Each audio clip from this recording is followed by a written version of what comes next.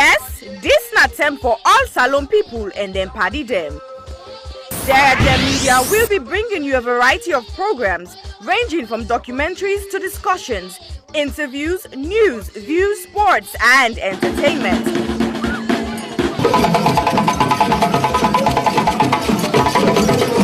Our programs will contain matters on development, governance, the economy, and issues that are of importance to Sierra Leone.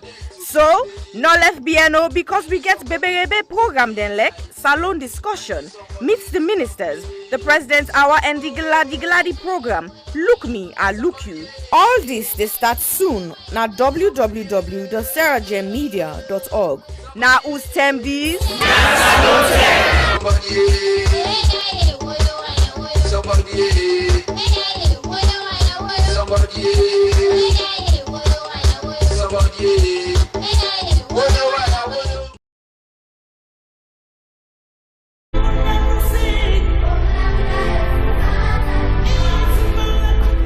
When I was young, a lot of things were different. Unfortunately, most of the differences seen now are heartbreaking and are not good at all.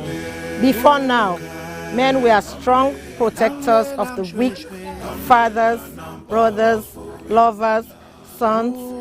Their mere presence guaranteed the safety of women and children. But what do we do now? Men harassing and raping women. Men sexually abuse little girls. Men battering and killing their wives. Any form of sexual assault, be it rape, sexual abuse, or pedophilia, is a killer to human self-esteem. Women should stop dying in silence. Speak now. The rapist should be stigmatized, not the victim. I think death sentence should be the consequence of such terrible act. And you mothers, build confidence in your children, put trust in them, listen to them when they make reports, and take necessary actions. Talking of mothers before now, women were virtuous. They were mothers, daughters, and sisters. Nurturing, counseling, supporting their men folks. But now, Women are trafficking female children for money. women are forced to be silenced. All this must stop, and it must stop now. Real men do not abuse, rape, or molest women and children. It is barbaric, unacceptable. Let all real men stand with us. Together, let's say an emphatic no to rape, sexual abuse, pedophilia, and domestic violence.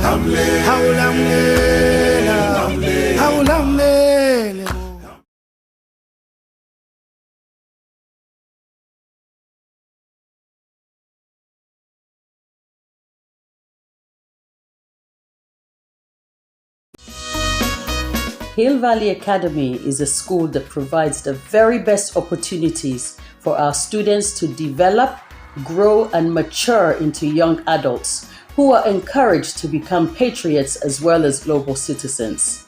We have high expectations and ambitions for all our students. We provide a caring, supportive, tolerant, and challenging environment in which all individuals can grow and flourish. A graduate of Hill Valley Academy is a well-rounded human being capable of making the most of what life has to offer. We actively encourage academic excellence with a sense of responsibility.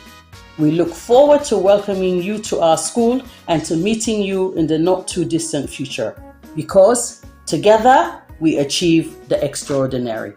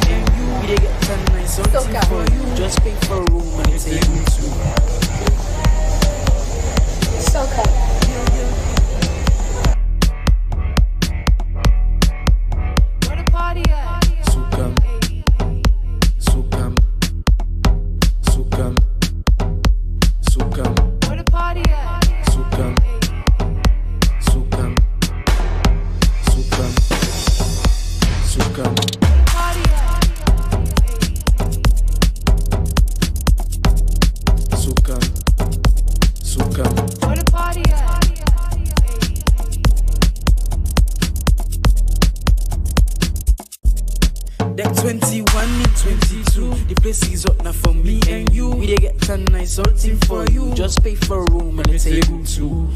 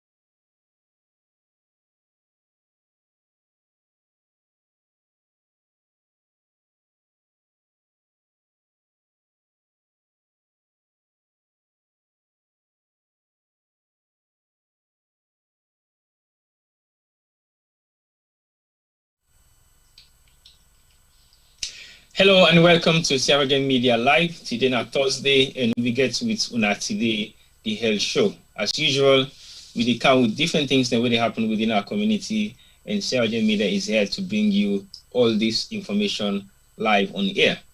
And I want to say thank you to those who they follow me and the one they will do with me on YouTube and the one they will do with me on Facebook. Well, today, now me one they sit down at the chair and they represents but today na the health show. The health show is in partnership with every other thing that's really happen around health issues. And also the health show don't do a lot of stuff within the past couple of months, within the past couple of years, almost within the communities in the UK and also in Sierra Leone. So we get a lot of information in today for Cam talk about in regards to the health show, and we get the Mami and the Pa then self dinner so today for talk to we about what's that happened over the past couple of weeks with the final updates of one of them pilot projects we don't take at task for go complete that alone. So I want to say thank you once more for all the contributions that we don't come out from all different corners. Then we get a lot for do with what in the health show stand for, and with the support of all other people that we don't make few more other donations in their own different ways. Well, we always say we will come back and give you final information about what happened, how it happened, and also it happened, and if we may actually meet the deadlines then, because there has been a lot of challenges what we don't get over the past couple of weeks in terms of the program of USA will they go, what will they meet, and how will they meet them, and how will they tackle the challenges then they. But now we can know exactly what's in the outcome of all those challenges and how we able to counter them and how we able to move to the next stage. So welcome once more as I introduce to now the Mami self, Mrs. Isatta Sisay Jalloh. We can talk to me about what's in the gun. Isatta, welcome to the show. I can give you a show and take them back now your hand. So say hello to viewers them because today na midnight you sit. Hello, good evening, ladies and gentlemen. Onakushe, Papa, Mama, them, brothers and sisters all across the diaspora and in Sierra Leone as well. We greet you now. We'll tell you thank you for log on, or if we tell you thank you, if now later you log on, you watch. We're here to literally do a post-mortem on the recent project, which is the Ward 2. So I'll hand you over again to T-Boy. Well, we don't say no to Isatta Sidom. Mr. Jalloh there alongside. So Mr. Jalloh, say hello to viewers them. May they say no for see yourself there around today. Yeah, good afternoon, good evening, good morning to everyone. And then thank you for logging on. And as T-Boy already said, we will provide an update as to what's been happening in the last couple of weeks. All right, Auntie Ice. I know say you guys a lot of stuff that you want to talk to me about for today's show. So say you want to start. You want to give me a brief summary of before the project starts so that people then go know exactly what thing did happen in the past before you kickstart the projects and what thing make you move for coming to this particular projects and how you feel for get yourself involved and make sure say you do what you say you do. Well, the health show is a community interest corporation registered in the UK. And over the last 3 years, the focus has been promoting health and well-being within we community in the UK, but across the diaspora, as well as back in Sierra Leone. We don't try to engage people in various ways that has been seen before. For example, make sure we explain different issues or challenges relating to health and well-being in we local language, or break it down to simple terms, because we know say medicine gets a lot of terminologies, and sometimes even we self with the healthcare system, it can throw you off a bit. So I realize say a lot of people, they get overwhelmed and confused, where they result in they just put their head middle the leg and hide and not follow up on the treatment or on the health and so on and so forth. So person begin do that program there, and through that program I begin access more people, especially within the cancer care setting. I begin encourage people a lot more, build and develop trust, where people then begin feel more confident for come out and talk about the diagnosis, for talk about the experiences, so that other people then will learn from them and then become an inspiration to others. So whilst that done they go on, I also connect with local NGOs and a salon where they promote cancer care and early detection, and also through connection as well, I meet the oncology doctor Naya whilst they're doing studies. I invite him, he can talk on my program, one of the annual cancer programs. And since then, he invites me, say, whenever he day free to come, like you can shadow me in my clinic on a Friday. I said, okay. So I went there, spent time with him, discover one young pikin where we get some serious breast issues. I fundraise for that pikin day. I end up with that pikin in a ward, na Connaught hospital that they call Ward 2. So when I go to this ward here, I mean, it was in an unacceptable condition. Not even for you pets, for Didi. So it was really, really dilapidated. Nothing seems to be working very well. A lot of the glass windows were broken. The curtains around the patients where for provide respect and dignity was haphazard. None of them were incomplete. The toilet, infection control, everything was a mess really. And needless do I say, this is also something which just happened overnight. So this is something that has gone on many years. So for them and the way every little thing, then blame politics or Papa government. This everybody is responsible and accountable. The nurse there, the patients there, the visitor the way they go visit the patient now, the relatives there, the hospital, and so on and so forth. Everybody is accountable and responsible for the regress of their work that they, So basically, I look this word and I think, say to myself, so me and the doctor, Dr. Small, we begin talking. I say, I really see say you want to help people. Them say, but may I suggest maybe you consider adopting this word, because it might mean you benefit more people them than we just they select one people and help them with their treatment. And I'm like, okay, that's a good idea. And then, I did a bit of research, find out how it works, of course, discuss it with Mr. Jalloh. Well, I not really discuss it with Mr. Jalloh, to be fair. I just tell and say, I don't can commit to something I say, I want to renovate Ward 2. But he got excited straight away, because why Mr. Jalloh, as much as building, construction, or whatever they call it, is not his first career, he takes it as his hobby, and very strong hobby that he's passionate about. So now so the Ward 2 project come about. So what's in the concept of the adoption? Because say when they adopt speaking, we know the protocols involved. So in terms of adopting Ward 2, what's in some of the protocols that we began for go through? So I began for write an email asking, so kind of a formal email for ask permission why I want for adopt the ward. And then once they acknowledge that, I began for give them a project proposal in terms of waiting I want for do within me adoption concept. And we include refurbishing the world, providing equipment, providing education and training, and trying to manage sustainability for good 2 to 5 years if possible, you know. So those were some of the things. And of course, after that, then whatever they agree to in that proposal, we put together a memorandum of understanding where we and the hospital management team and the board, we all sign for say yes, we all agree to this. I believe say that's now massive commitment. You can really feel say, wow, this is not something where they can take upon myself. So, and I don't can put my man into this kind of idea where me feel say I want to execute.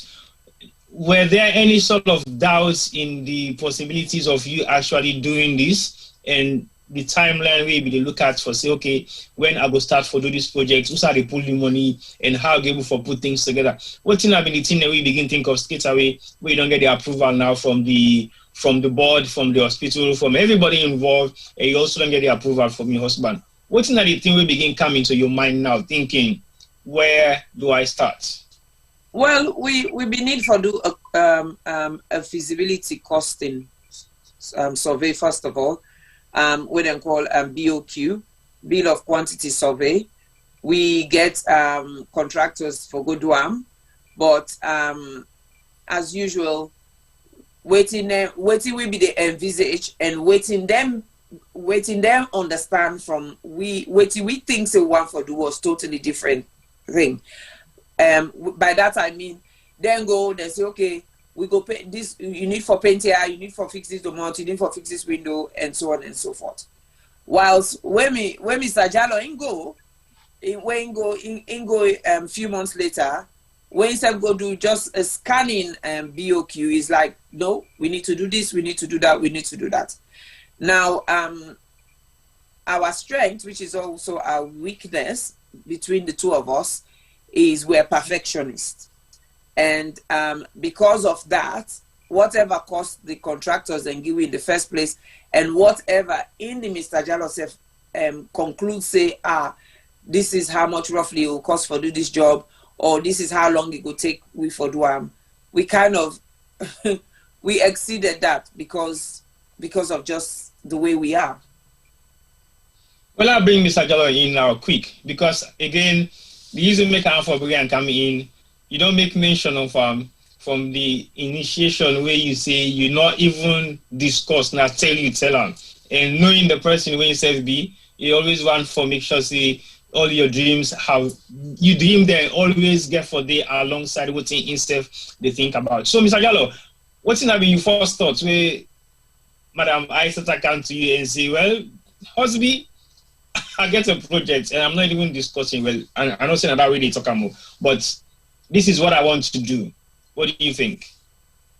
I think the idea was actually brilliant. You know, so I can come up small like we see full body. Yeah, I think the idea is actually brilliant, and is something that she's always passionate about. So, I mean, as a husband, my job, well, one of my many jobs, is to provide the support. What you call that job? Is it a paid job or just a voluntary job?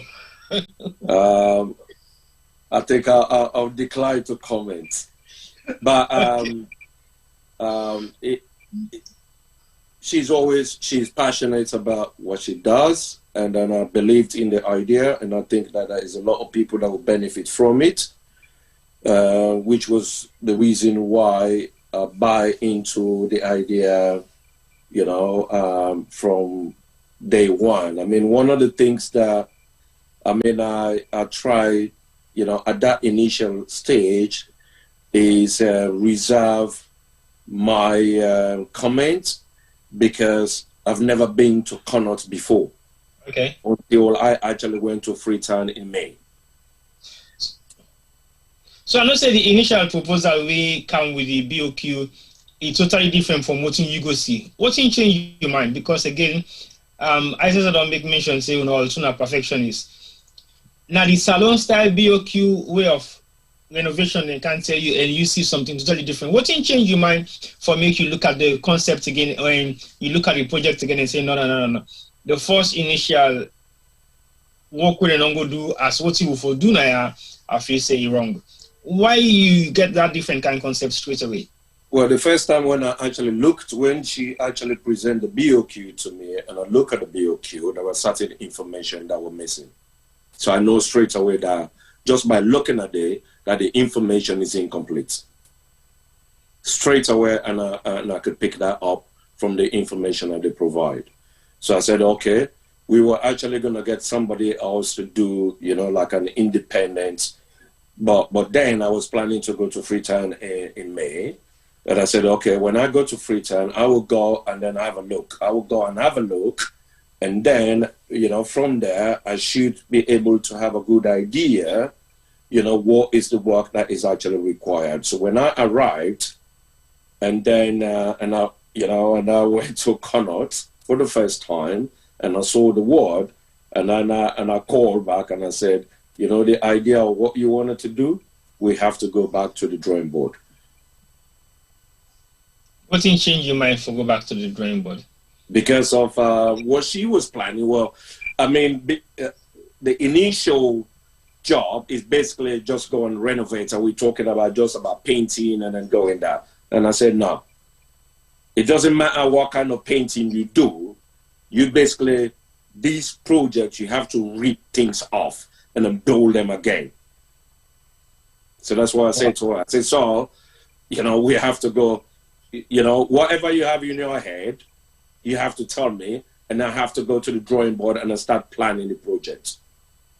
But it's not like a straightforward, it's not like you decorating your room, you just moving the furniture and then paint and then put everything back.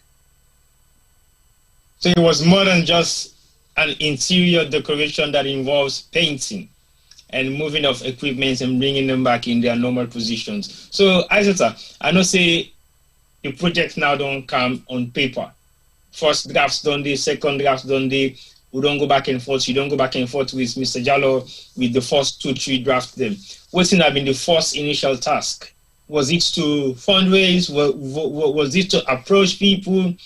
Because some of them things so way you put together and start for do. If I for like people understand, say this is not as easy as we might think it is. But what's not been the initial first thoughts after you don't get your first drafts on paper? Well, it was how much it was going to cost.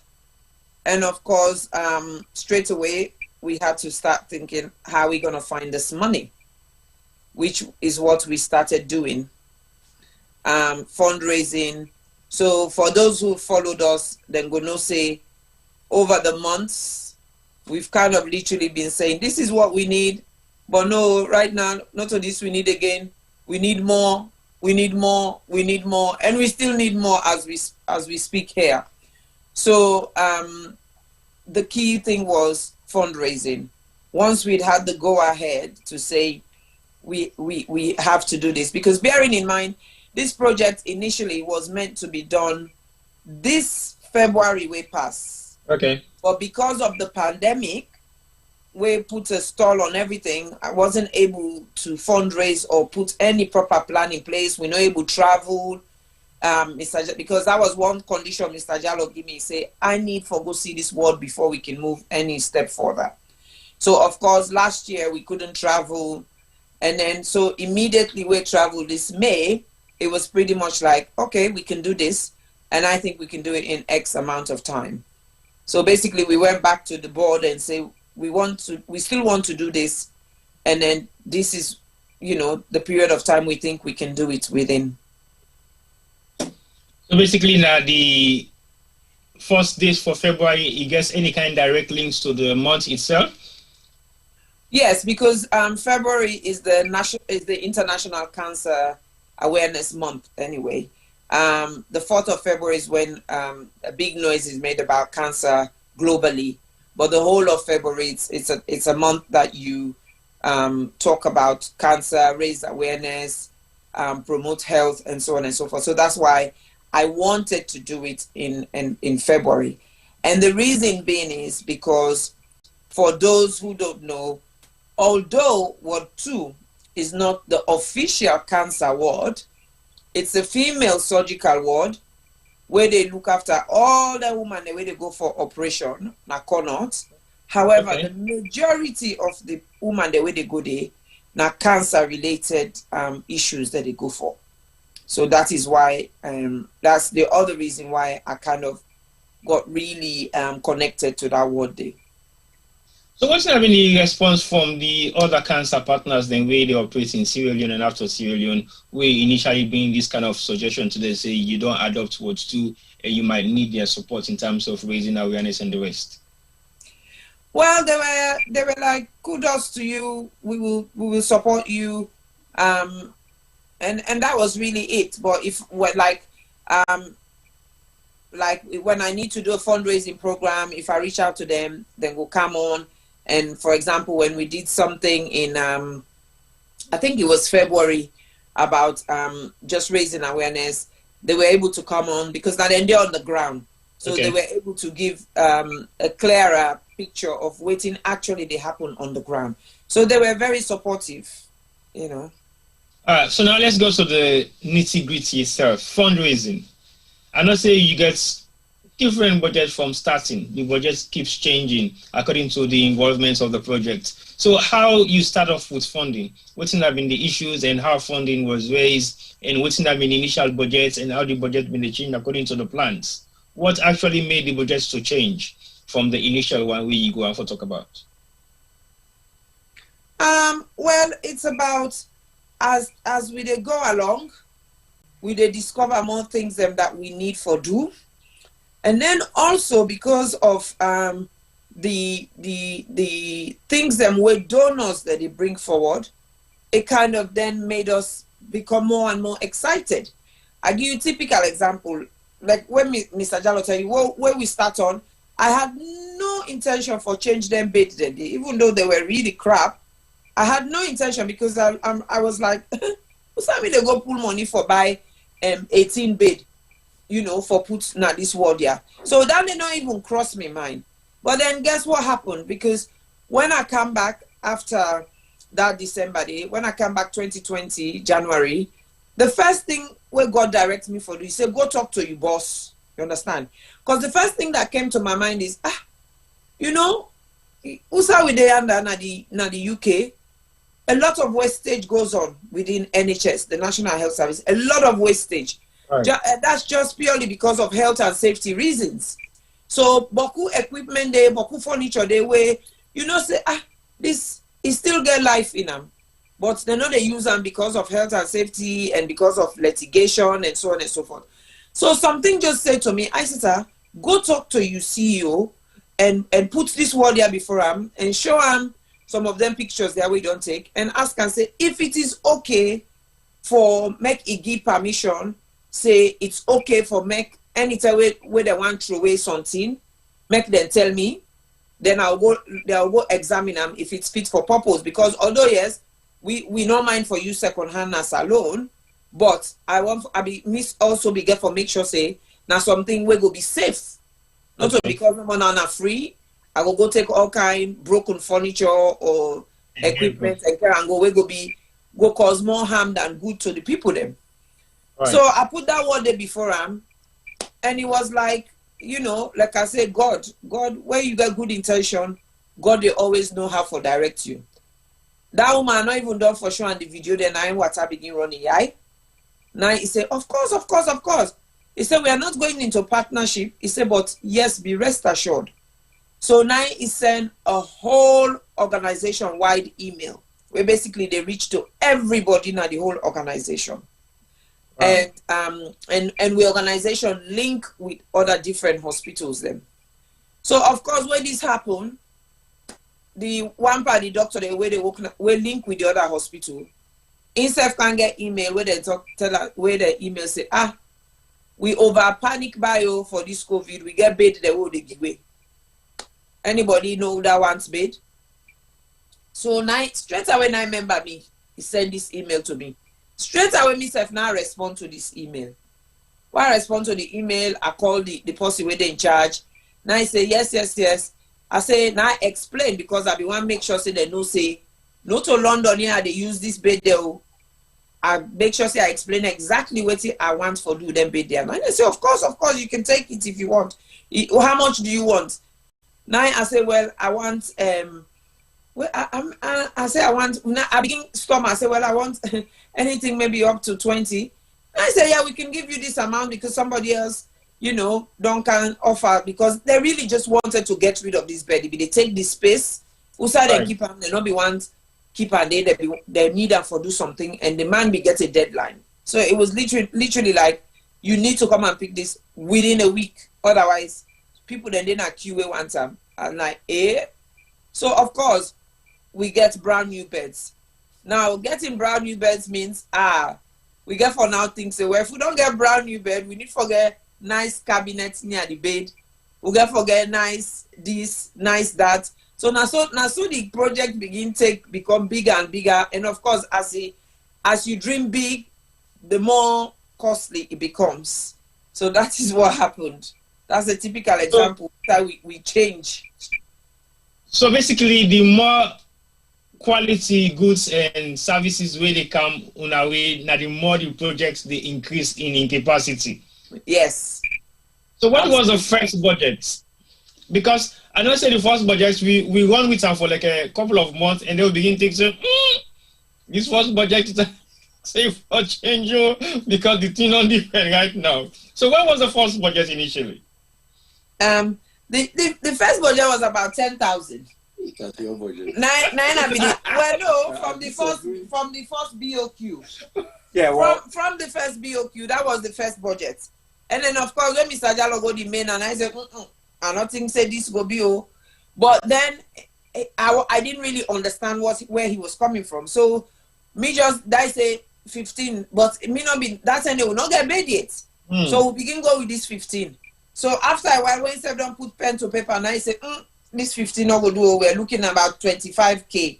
I'm like, 25K again. So they make palaver, and they tell you they make palaver. I'm like, no, me, I'm not going to do this. You don't come out from here. You don't go yonder. You don't do this. You don't do that. Who's kind this? I don't tell you say, no can go make this place like na palace, and so on and so forth. Now I say, listen, if they do this thing, you do it properly, and that's it. That's done. Period.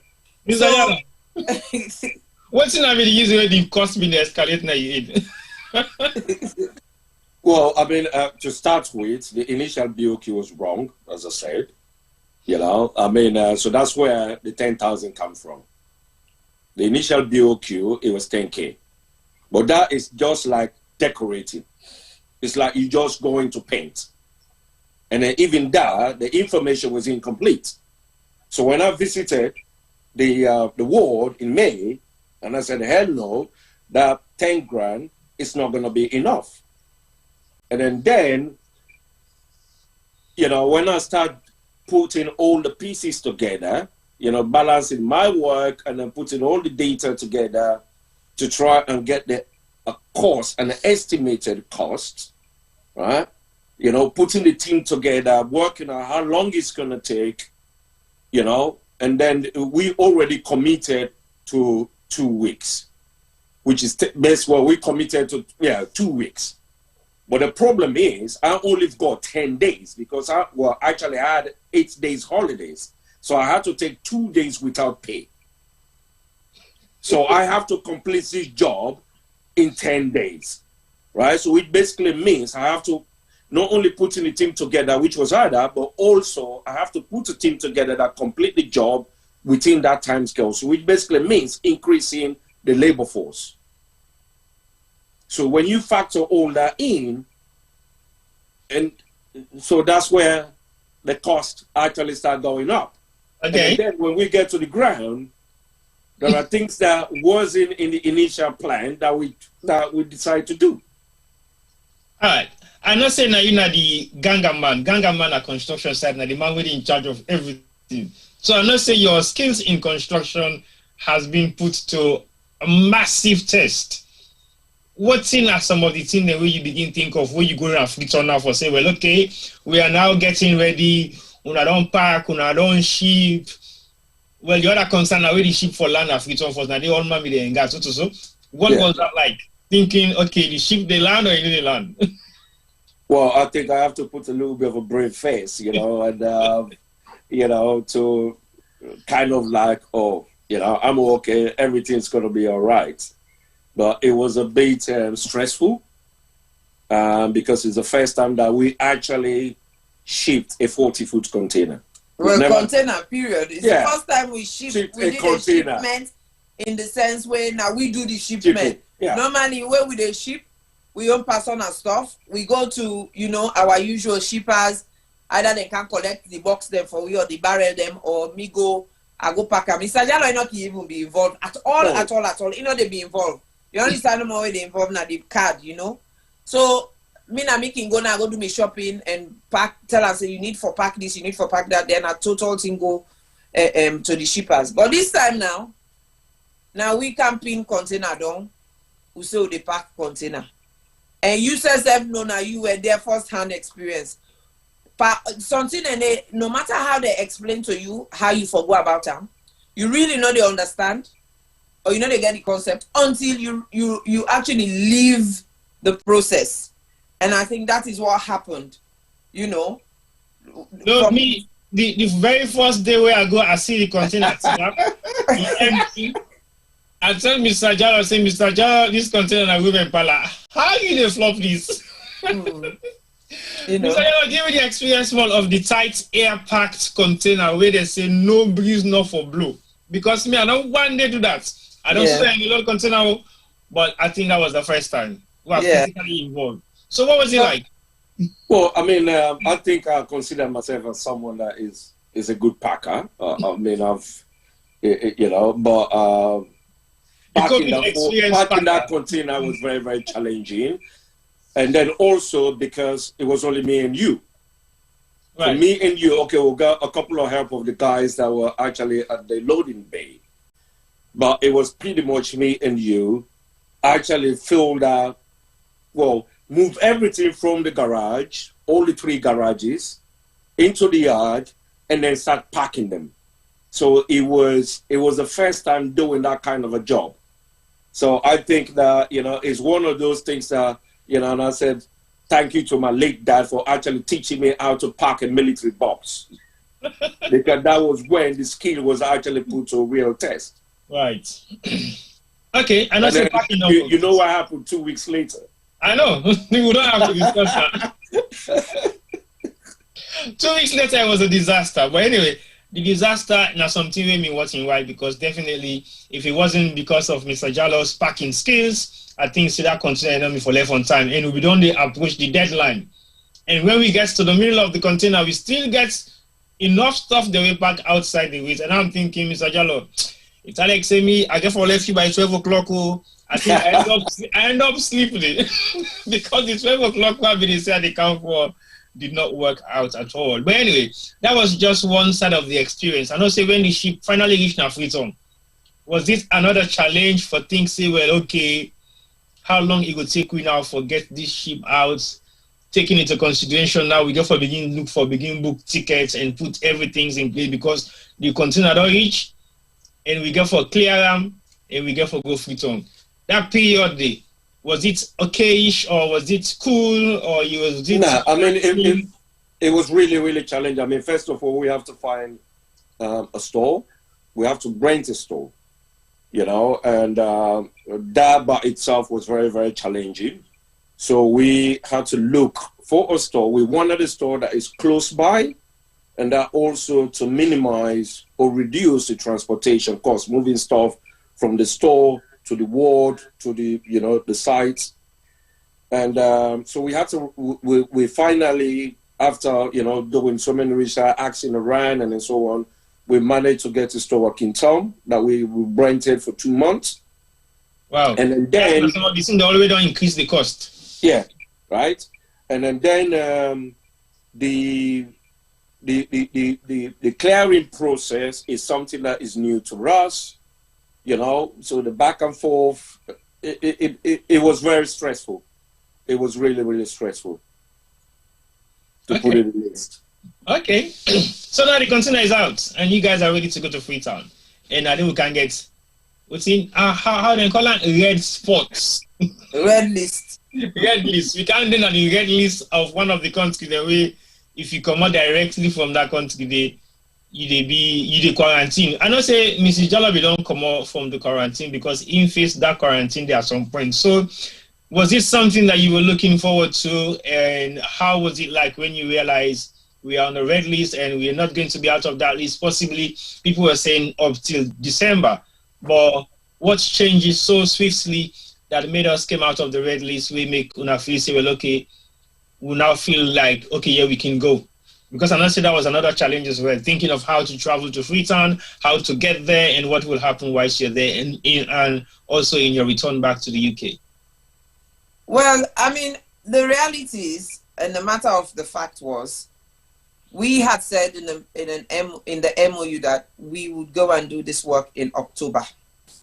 October 2021, Connaught May, we will do this work. And that again, why October? Because October is Breast Cancer Awareness Month.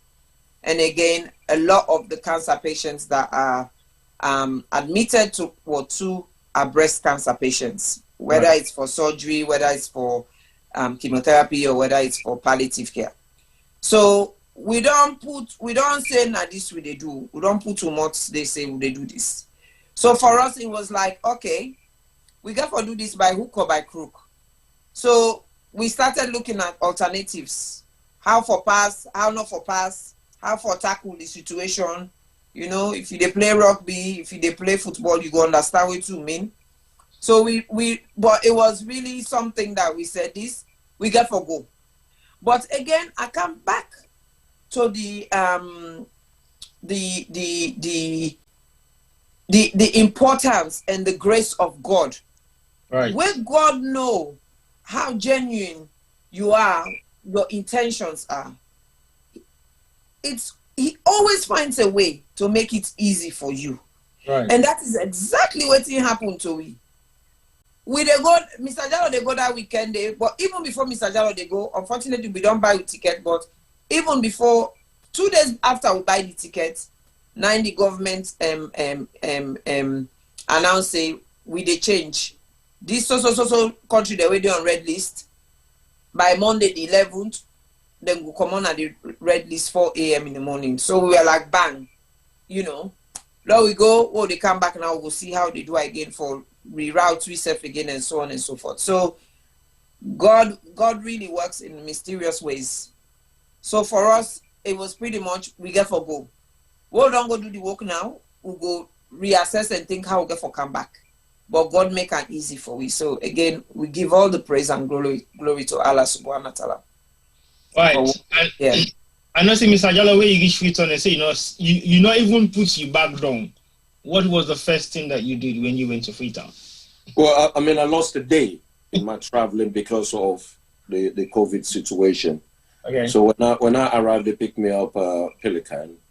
You know, everything was actually in the car, and then the guys were saying, "Oh, we're going to the house," and then I said, "Nope, we're going to Connaught. We're going to the hospital." And then you know, the guys in the car, right, Casca, you know, and then they were laughing, and I said, "What you laughing?" And they said, "Oh, Sisay, the driver told them that's exactly what I would do." So they don't predict Johnny already. Yeah, I mean, you know, so I just went straight to the ward. You go straight to work, or you just visibility? Well, I went to the ward, straight to the ward. You know, meet like the doctors and stuff, and then start the planning, the months of planning that you know we've been doing in the UK. You know, start assessing it, and then try to visualize how I'm going to kick off from day one already. So it was straight to the ward. Okay, I know say the plan was already set. You had the team was ready. What happens now? What's it now begin unfold when you say, okay, today now I put on me working girls, and they can't do the work we don't say what they can do now Ward 2, and we start the operations. Was it with demolition, breaking of stuff? What's have been the first task we want to begin putting in place, and take us through that process and let people understand some of the kind of challenges they want to face while you were going through the process of getting the place ready, just the preparation stages. Well, I think the first thing we'll be careful ensure, say then do, when Mr. Jalloh be let them do, is for make sure say the ward is vacant. Right. Because bearing in mind, patient and be then at this ward till last minute. And bearing in mind, there's a capacity issue. Now, Connaught, as in, now the biggest hospital, the main tertiary referral hospital, and people are coming all over regionally to that hospital. And so it's really, really difficult to empty a ward because the need for think, well, we saw the patient there go. Okay. So that was a bit of a challenge for them, but we put a lot of pressure on them. And then self really try, and so by the, is it Friday or Saturday reach? Yeah. By this Saturday when Mr. Jalloh reach, they literally be done make the ward vacant, as in move the patient name, but not only move the patient name, move all the equipment where be then at the ward, then get for move and come out. And luckily the way Connaught is built, they get lots of like wings where you go able to go pull and pack things them and make sure say then get them out of the way. Right. And then of course when Mr. Jalloh reach now, it's he hit the ground running anyway. And I think I go pass now to making begin doing in brief now, waiting, just highlights basically. All right, go ahead, Mr. Jalloh, over to you. Well, I mean, like I said earlier on, we spend months. I mean, I would say most well about 8 to 9 months planning the work with the general contractor. And then that also include putting the team together and also have a contingency plan in terms of increasing the capacity of the workforce. For example, the painters, the tilers, and so on, so that we'll be able to complete the job within the 10 days. Now, before I arrive, I kind of have like a gentleman agreement with the general contractor of a possibility of doing this job in 8 days. Right. So when I arrived, that first day is basically assessing from an health and safety perspective. So luckily, the ward was all the patients being moved. There were still, bits and pieces that were in there. So we had to basically try and then clear the entire ward, right? So, and then pack everything in one of the wings, move everything outside, and then in the following day, that's when we actually start. So the first day we had, everyone was actually there. Everyone, tilers, even though the tilers, their job wasn't actually ready, but we also used the tilers in terms of helping with demolition, and especially because the way the construction is done in Sierra Leone, like when you're doing floor tiling, the amount of concrete that they put, so when you retile, they have to dig out everything. So the tilers were basically involved in that, doing all the digging, removing all the concrete, and then so we have to split the team. So that first day we had about 30 people there. And then one of the things which come to light, which I was actually worried about, is about giving these guys breaks,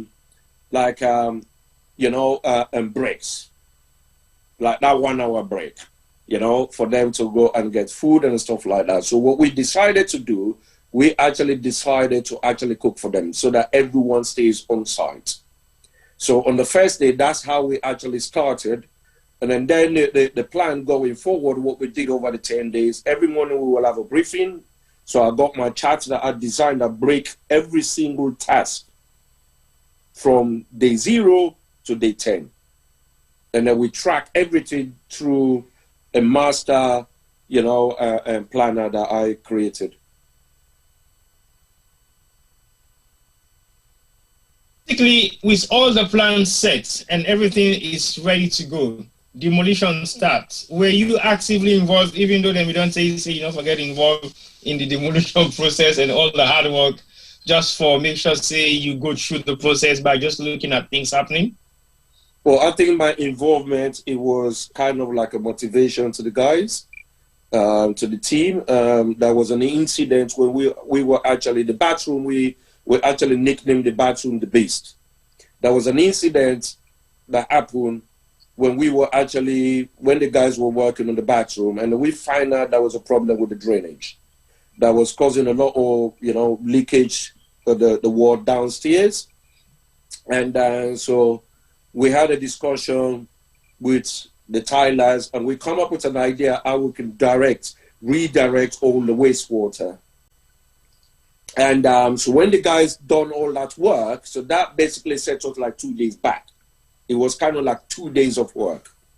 And then the guys have to, once they've done that, and then when they were doing the tiling, they were so determined to make that 2 days back.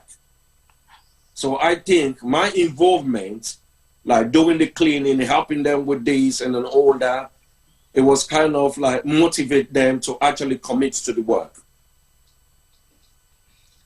So how was that process? I know it is a challenge to have the team and getting them ready and also get a backup where the boys then being ready for work with you, even though you don't get them prepped before you actually come.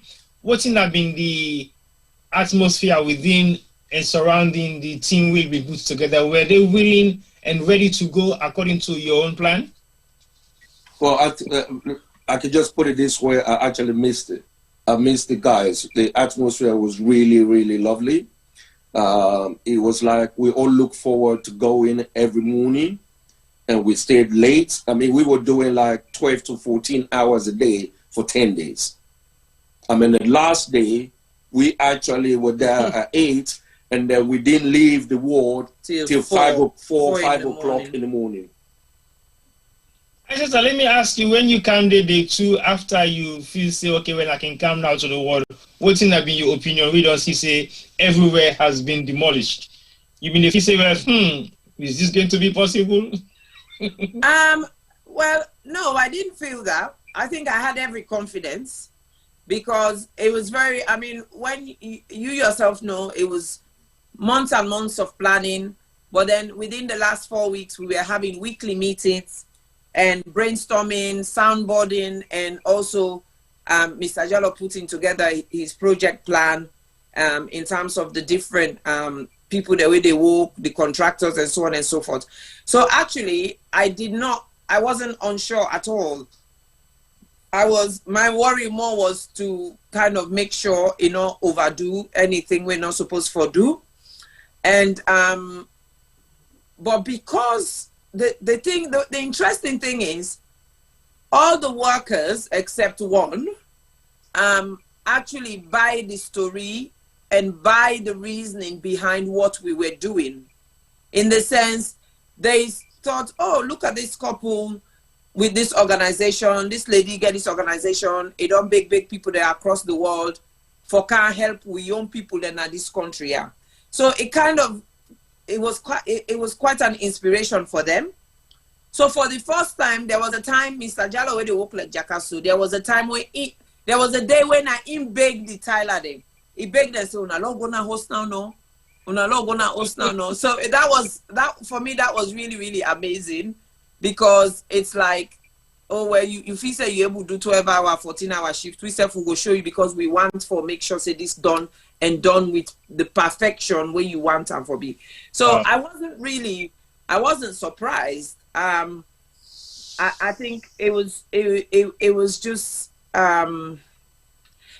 watching what's on paper come to life, really, and it was very much from day one. From the day when I stepped my foot onto the world, which was the Tuesday, which was day 2, I believe, or day 3. I was overwhelmingly excited because I was like, wow. But then straight away, I knew we needed money. We needed more money than we'd raised. I mean, we already, things like, for example, we ticket them and so on and so forth, that we have not, I mean, we'll write up the project now, the report, we go add a day, but we've not even recovered that money. So I think from our own personal coffers, I think the health show probably owes us up to £10,000. Wow. But for us, it was for me, it was just kind of seeing this thing happening, because I'm like, no. And then of course, when I see what they do, I was like, why do they do this? You not be saying what So it was pretty much, us discovering things like something where they call mastic, where they make the wall, 1 minute you look, this wall is also holes here, cracks here, and then the next minute you apply this thing where they call mastic, and then you see a different wall in front of you. So yes, we straight away within 72 hours we knew we needed more money. Okay. So, but I felt exceptionally motivated to be able to then start doing actively fundraising still, which people were very receptive to. So even when you be there future, you still be to do fundraising because for of course. Oh yes, I needed to, because we were literally we within the first 2 days, I think we spent at least 20 million. So so we knew we needed money, and that and the one day where Mr. Jalloh be the hide for me. That not the funny one day where they hide, we not tell me we don't spend today. Wait it small, it drops small. Wait it drops small. Well, me your money will be and I did that. So I doubt if we will ever have a true reflection of what the project costs. Mr. Jalloh, you had a surprise visit. Tell us about that visit. I think it was the second day. Yeah. Yeah, the second day. Jalloh, we can't see you properly. Sorry. Yeah, the second day the vice president came, at the ward, and funnily, I didn't actually know who he was, and until when they actually introduced him. So yeah, I just basically give a rundown of the project, what we're looking to achieve, and the time frame we're looking at. But I'm very much proud of the team. I mean, this is the first time that I've ever come across a painter, a tiler, that I would say they're better than me. Wow. And then that is the reason why my focus was mainly just supporting them, and then, tracking what we meant to be doing, and then where we are with the work. I mean, the guys were incredible. And I think the first thing that I was always worried about, doing the prep work on the wall, right? So, and I expressed my, my worry to the contractor. And then I ended up calling them the mastic guys. And I knew about mastic. And then they said, well, you can actually, we can mastic it, And then I said, how much that's going to cost? And then the contractor said, oh, it's going to cost a little bit more, but you would be happy, And I said to them, let's do it. I said, but don't tell anyone that we mastic it. And then luckily, I was there 2 days before so, there was a few things that I was able to get started before she arrived. And I think I'm pretty much happy with that decision. And I think that gives us that motivation. All right. Well, I think we're coming now closer to the main nitty-gritty. But would it be advisable if I say, let's have the 10-minute video so that people can go through the process and see you guys in action whilst everything is unfolding? And then when we get to the end of the video, we discuss the World 2 at the final stages. Would that be appropriate? Yeah, that would be appropriate. So viewers, don't go away. Okay. Well, let me just ask Femi if the video is ready to be played. So definitely they will be able to see Mr. Jalloh in action, and then they will see everything that unfolds on the day before the project starts, and the day the project started right up to the end. So basically, we're going to now watch a 10-minute video, a documentary put together by one of the guys in Freetown who were working with Mr. and Mrs. Sisay Jalloh and the Health Show. This is not a Sierra Leone Media team. The Sierra Leone Media team will focus on doing something different. These are just wishful Sierra Leoneans who actually fall in love with the project and wanted to do so much in terms of making their own contribution to the particular project itself. So they put together a 10-minute video who they can for show now and make una see exactly some of the things with Mr. Jalloh. Mr. Jalloh, make a talk inside video quick. Where a banker come out in London, just go to salon, he go fall in love with Ward 2, where he go for the first time na Connaught, and this na the kind of work where he puts together, and he makes sure say he see I'm true, alongside everybody we don't take part in this particular project on the day. The team where he talk about say he could do this project in 10 days. When I see the easy one, make the project was completed within 10 days. So over to you, Femi. So viewers, don't go away. This Let's is watch the the video hospital, and then we come back and opened talk in about the video and the final 1912 by the stage Duke of of the Connaught, work to itself. Prince Arthur. Lately, in 2006, 5th May, it was reopened by President Dr. Ahmad Tijan Kaba late, alongside the Princess Christian Maternity Hospital, PCMH. Connaught is situated along Wallace Johnston Street, Freetown. It serves as the principal adult referral hospital in the country. For over years, this hospital had suffered numerous challenges, both natural and artificial. It is almost in a state where patients are afraid to be admitted there. Others are there because of no option, while some still have faith in it. Isatta Sisay Jalloh, Chief Executive Officer and Founder, the Health Show Partnership Program, THSPP, a United Kingdom registered organization, is about to turn things around in this hospital, even though it's just in a particular ward, Ward 2, which is the female surgical ward. It is about to be refurbished and install of ultra-modern equipment in it. So when I come during my holiday time, working holiday, I would say, 2 years ago, I discovered this ward in this hospital, and I find out say this ward they admit all the women where they do operation, but most importantly for me, now because now the ward where they admit all the women they will get anything for do with breast cancer, we get for do with the bobby.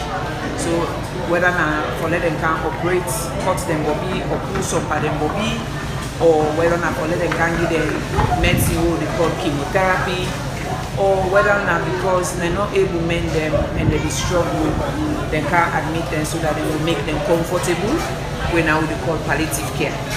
So now that's make CAM focus on this ward. And of course what CAM, the condition where I see the ward, they find out say no refurbishment, care over many years. This is not a 1 year, 2 year problem. This is over many years where they don't make the ward don't get to the state where be there, where window they broke, where mesh, the toilet facilities not be good, the bed them, you know, the foot they don't broke, the mattress them, the metal they pull through and so on and so forth. So I decided say, maybe waiting I for do. So, but when I talked to the main doctor, Dr. Small, now he said to me, you look like you're really serious for this thing. You don't go think maybe, other than a one person you help, you don't go think of another way where you will help more than one person at the same time. I say, okay. I say, you don't ever think, say, maybe you adopt this word? He said, what do you mean? I said, well, you they ask for permission, you take this word, you renovate and you provide anything where you will. Then you do how best you will continue to support the ward and work with the hospital board and management. So that's why I get involved with. So doing this now massive work you do so, you aim at getting anything, or was benefit if you say you get forget at the end of it all? Well, for me, it's the legacy I leave behind as a Sierra Leonean. For me, the fact that I will get the opportunity and ability and facility for can do something back for the country, that gives me the best satisfaction ever. The country does suffer a lot in terms of the human capital. So for me, it's kind of coming back and reinvesting in not just the human capital but also in the health and social care of the country, so that we will support the government, work with the government for improve and make it go forward. So just being able to do that for me gives me a humongous satisfaction. How you feel when you do such kind of thing towards the nation? Fulfilling, absolutely fulfilling. 11th October 2021, officially work commenced. Sheku Ajuma Jalloh, project manager, is also the husband of Isatta. He speaks on the technical aspects of the project. This project is expected to last for 10 days. It is a massive project. Initially, we were just looking at, a renovation or refurbishment, but we've actually encountered our issues, problems. So technically, I think we're able to move as fast as we can. It's because of the team that we've actually managed to together. I've spent at least over 9 months planning this project and putting the team together. And you've already seen there are, like today, yesterday, there were about 30 people on site. Everyone doing different jobs at the same time. We got 2 weeks to deliver the project. 2 weeks is basically finish everything and hand it over to Isatta Sisay Jalloh, and I said I'm done as a project manager. Well, one of the first challenge is actually the war. As I said earlier on, we didn't actually plan to use mastic. It wasn't part of the plan. We were just basically looking at do the normal prep of the wall, that's basically sanding down to make it as smooth as possible before we start applying any painting. But when we actually inspect the wall itself, the only way we can actually get a good finish is use mastic. The other challenge that we actually face is the bathroom. As you've already seen, we've had a drainage problem which we've been experiencing for many years, because there's a ward downstairs and there is one drainage pipe that runs from this ward and all the way down to the ward downstairs. So there's always blockage, there's always leakage, water leakage and so on. So what we've done, we'll have to look at ways how we can address that problem. So we've actually rerun a pipe, right, which you're not going to see when we actually finish the floor. It's basically under, we're going to concrete on top. So the pipe, the waste pipe is actually underneath. 22nd October 2021. Ward 2 is now a new story to be told. All thanks to the THSPP, furnished and well decorated with 24th century medical equipment, customized pillar cases and bed sheets of the Health Show Partnership Program written in its initial THSPP. On this very day, the facility was officially reopened and also ready for human consumption. Deputy Minister of Health and Sanitation, Dr. Amara Jambai, applauded Jallohs for such a great job. This day is the day for the Jallohs, and we know the role the chair has played in making sure that it happens. We want to say thank you, and by all that has occurred here, we want those of your friends, those of your brothers in other parts of the world that have been sitting on the fence to say nothing happens, nothing good happens in Sierra Leone, more especially Connaught. Tell them the big lie. We are ready to rock, and you play the music for us. We will dance to your tune. We will make sure that things happen.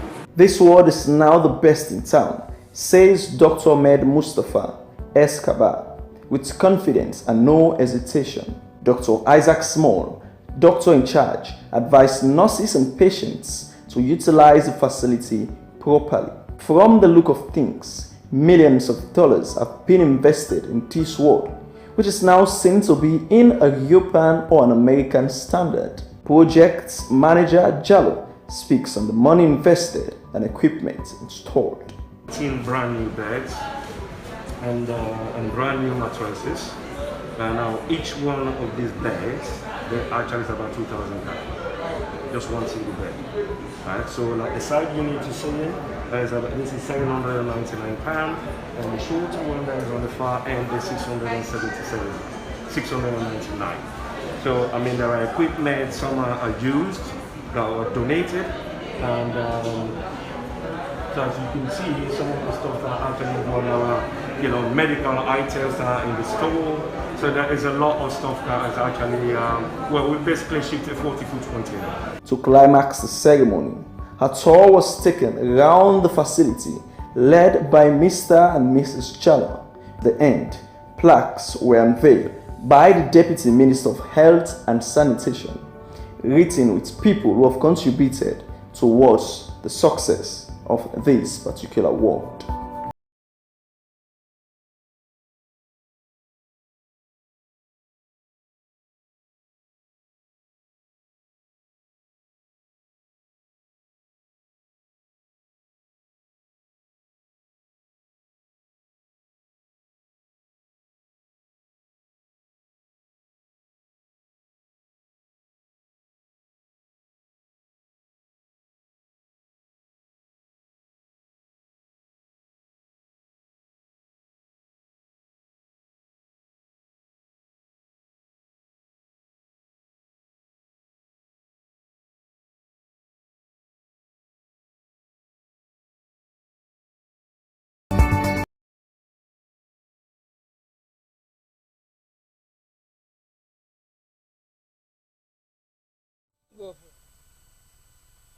Well, welcome back to the program. We just don't watch a 10-minute video we put together by Lavali. We're not just a video freelancer with this in Freetown. Well, Mr. and Mrs. Sisay Jalloh, the world don't see exactly the amount of work being put together by yourself and the team in Freetown for execute in 10 days. Mr. Jalloh, I see the chat room, they go vroom, vroom, vroom, vroom, vroom. Wow, in 10 days. So tell us about the 10 days experience. Where did they challenge you earlier on about a couple of weeks ago, say, Mr. Jalloh, I want to see how you did done this work in 10 days. How you feel for complete this task in exact 10 days, as you so clearly say a couple of weeks ago on this same platform? Well, I actually wanted to do it 8 days. Well, I'm still proud. I think what we've done, it is a great achievement. And there is no way I could have done it without the team that Kaba and Nkaska puts together. So I'm proud of everyone, every single one of the guys. Everyone basically was multitasking. We're getting Tyler doing the labourer work, we're getting Painter, Mastic guy doing labourer work. It's just, we have every single day we have between 25 to 30 people on site. Everyone doing 5 or 6 different jobs at the same time. And that's how we pulled it off. And I think, getting involved, I think we build a very good relationship. We after the first day, and I think we all kind of come together, they all believe in the idea. And then when everything started transforming, and I think everyone was basically getting excited, just wanted to see the end product. And I think that's what actually keeps us going, for us to actually pull it off. So, Isatta, what was it like the night before the final unveiling?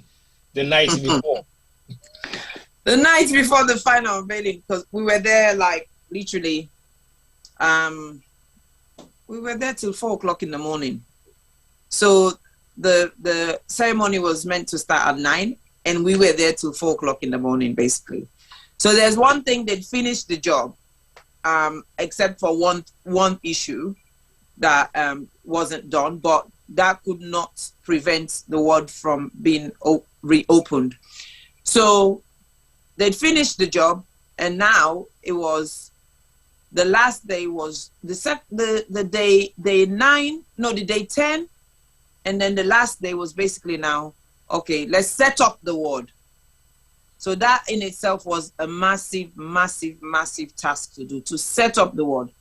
Now, when you think of these beds, they were all flat pack.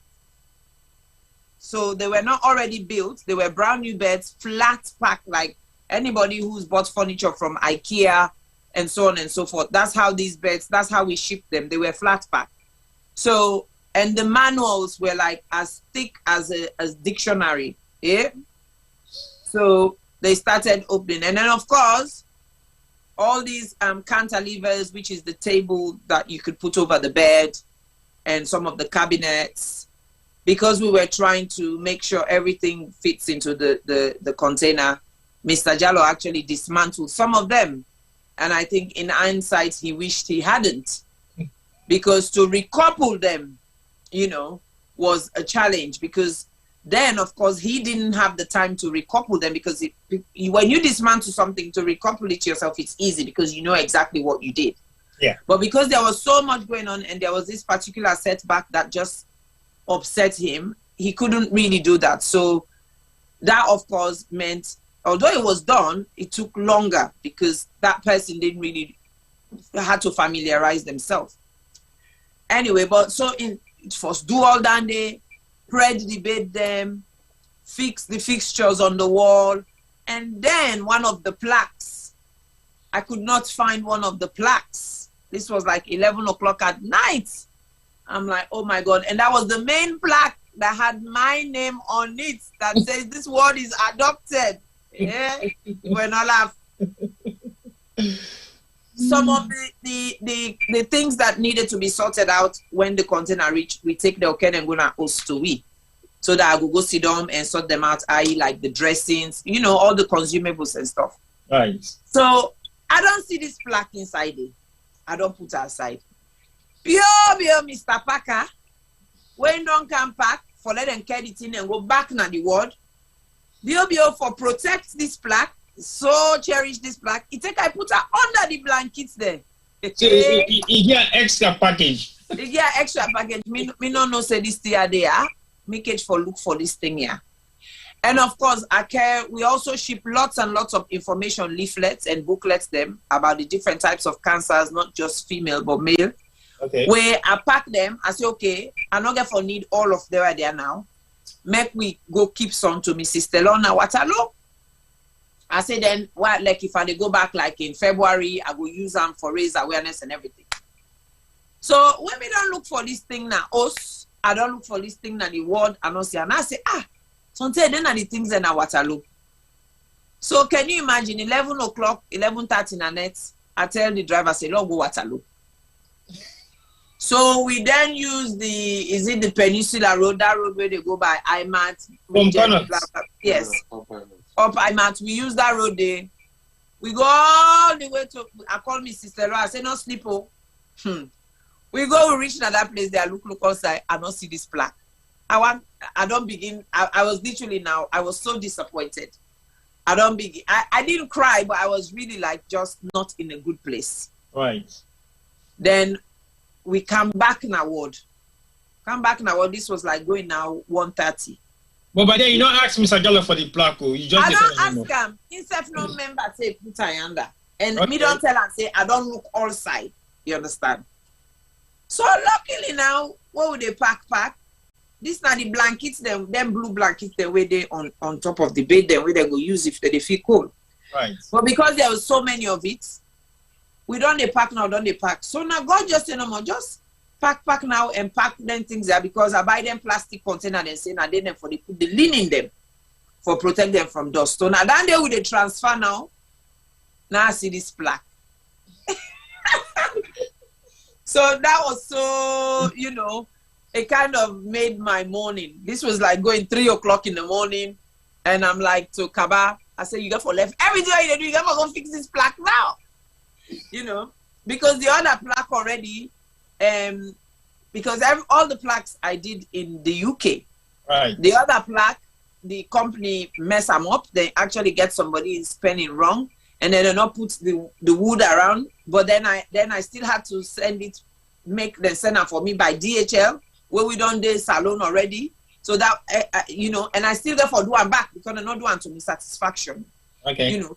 So all of that, for me, those things were important because it was important to recognize certain people, but also it was to appreciate certain people.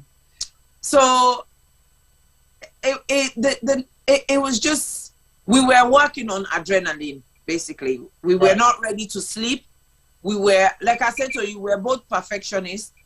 And I think that's why we get on, even though we argue a lot during such projects, but we kind of know exactly what we want. And so we go drive ourselves to wherever level we want for go, or make sure so we achieve what we want to achieve. So it was pretty much, we were like, would I need for sleep now this word this net, you they sleep now this word this net. Would I no say they Calbaton, you know they go Calbaton this net, now yeah, you they sleep, or are they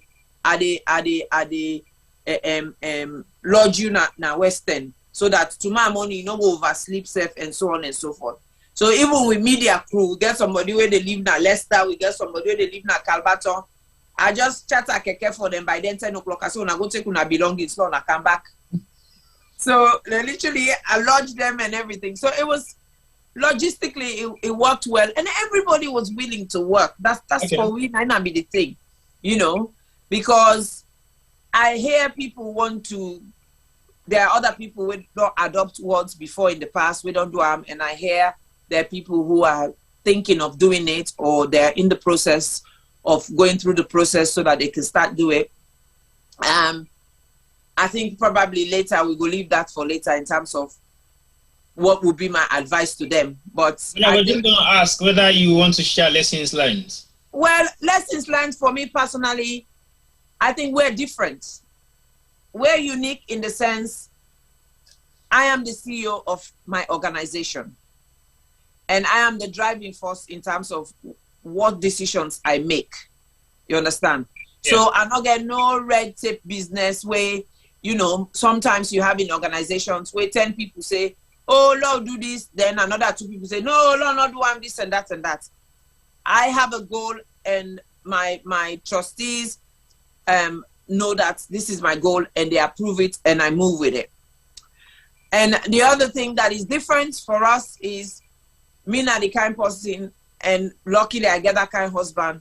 If we say oh, they do something, if now we own last penny, we go put her inside it. Right. Because the thing about this type of work, no matter how you think, say you don't tight proof, you survey, you contractor don't go assess the situation, believe you me, as soon as you start the work, there will be something that you didn't plan for that will come to light. Okay. So for us, like I say now, it confess small, but for we go laugh about it, and we go try for cover that whole the world don't dig. But imagine if it's an organization, yeah, where everybody not trust everybody. All my one know how £1 spent today, how £2 spent today, how £3 spent today, and sometimes it will take 24 hours for let them decide. Say, okay, well, I'll agree for spending £2 and £4 and so on and so forth. All of that are limitations, and they will have an impact on the project and the end result of the project. So people that are thinking of doing this, they have to be very mindful and careful. And of course, using contractors and so on and so forth. Again, you have to be on top of their game, you know. Well, I ask Mr. Jalloh waiting in your lessons learned for viewers, because now in your section, Dandy, in terms of the construction side of things. Absolutely. Well, I mean, nine section, but I was also looking from the outside. I'm not saying you don't get a lot of construction skills. Oh, yes. I'm a stick girl now. Mr. Jalloh, lessons learned. I know say Mrs. Jalloh now one of you lessons learned. So over to you. I think my first lesson is knowing what the budget is. So I know what I'm gonna be spending. I think that's why every evening, and I come when I return, you know, from the site, and I'll say, what is my budget? What is my budget? Well, you know, and then I say to him, what have you spent? Yeah. And why did you spend it? Then you go see begin stomach. No. I'm like, what say you spend? Why you spend? Who say you spend? What is my budget? And your own answer is, how much have you spent? Yes. Yeah. Yeah, now, I mean, on a serious note, I think embarking on this kind of a project where you're going to be dealing with contractors in Sierra Leone, I think one of the biggest challenge, regardless of how much planning, how much months, hours where you put into the planning, your biggest challenge is putting the team together. Right. All right. And then, of course, when you're doing it as an organization, because it doesn't matter how much you try to produce an estimate of the project, you don't really know. I mean, when we're talking about a building that was built in 1918, right? So when you try to remove a tile, you don't know which part of the wall is coming off. You're not just removing the tile, but a huge section of the basement of the tile as well. You know, I mean, one of the things that we never actually think about when we was planning is about masonry, right? But the laborers that we had, about 4 of them are actually masons. Okay. Right? So this is how we manage. So, but we actually take them on as a mason, as laborers. Yeah. As laborers. Yeah. But then when we start pulling tiles, chunk of the wall is coming off. So they were there to do it. You know, when we pull door frames, we fixing new door frames, they were there to do all the masonry work. Right. So I think the key is actually putting the team together. Right? And now most of my members of my team, they were actually military. we are two guys that were in the military, right? And they even have Okada. So it's like they get the Okada. So then they even bring man and come, you know, in the morning. So then they go collect stuff, then bring and come, then so they keep going back and forth. And they were errand guys as well. So it's so easy. Like we need like nails, because sometimes you need certain things. They just they just go and then get it. Yeah. You know? So it's all about the time, how we try to manage that time. And the cost, because the reality is we all know say then in the way they try for doing a salon, they must find way for chap you. Yeah. And we were very much aware of that, and we were very vigilant. So we try for buy up to nail now this country. But of course, where you go, start in work the way you go one do, you not realize now this kind nail I want, now this 10-inch nail, now this 12-inch nail, and so on and so forth. So then we had to go buy.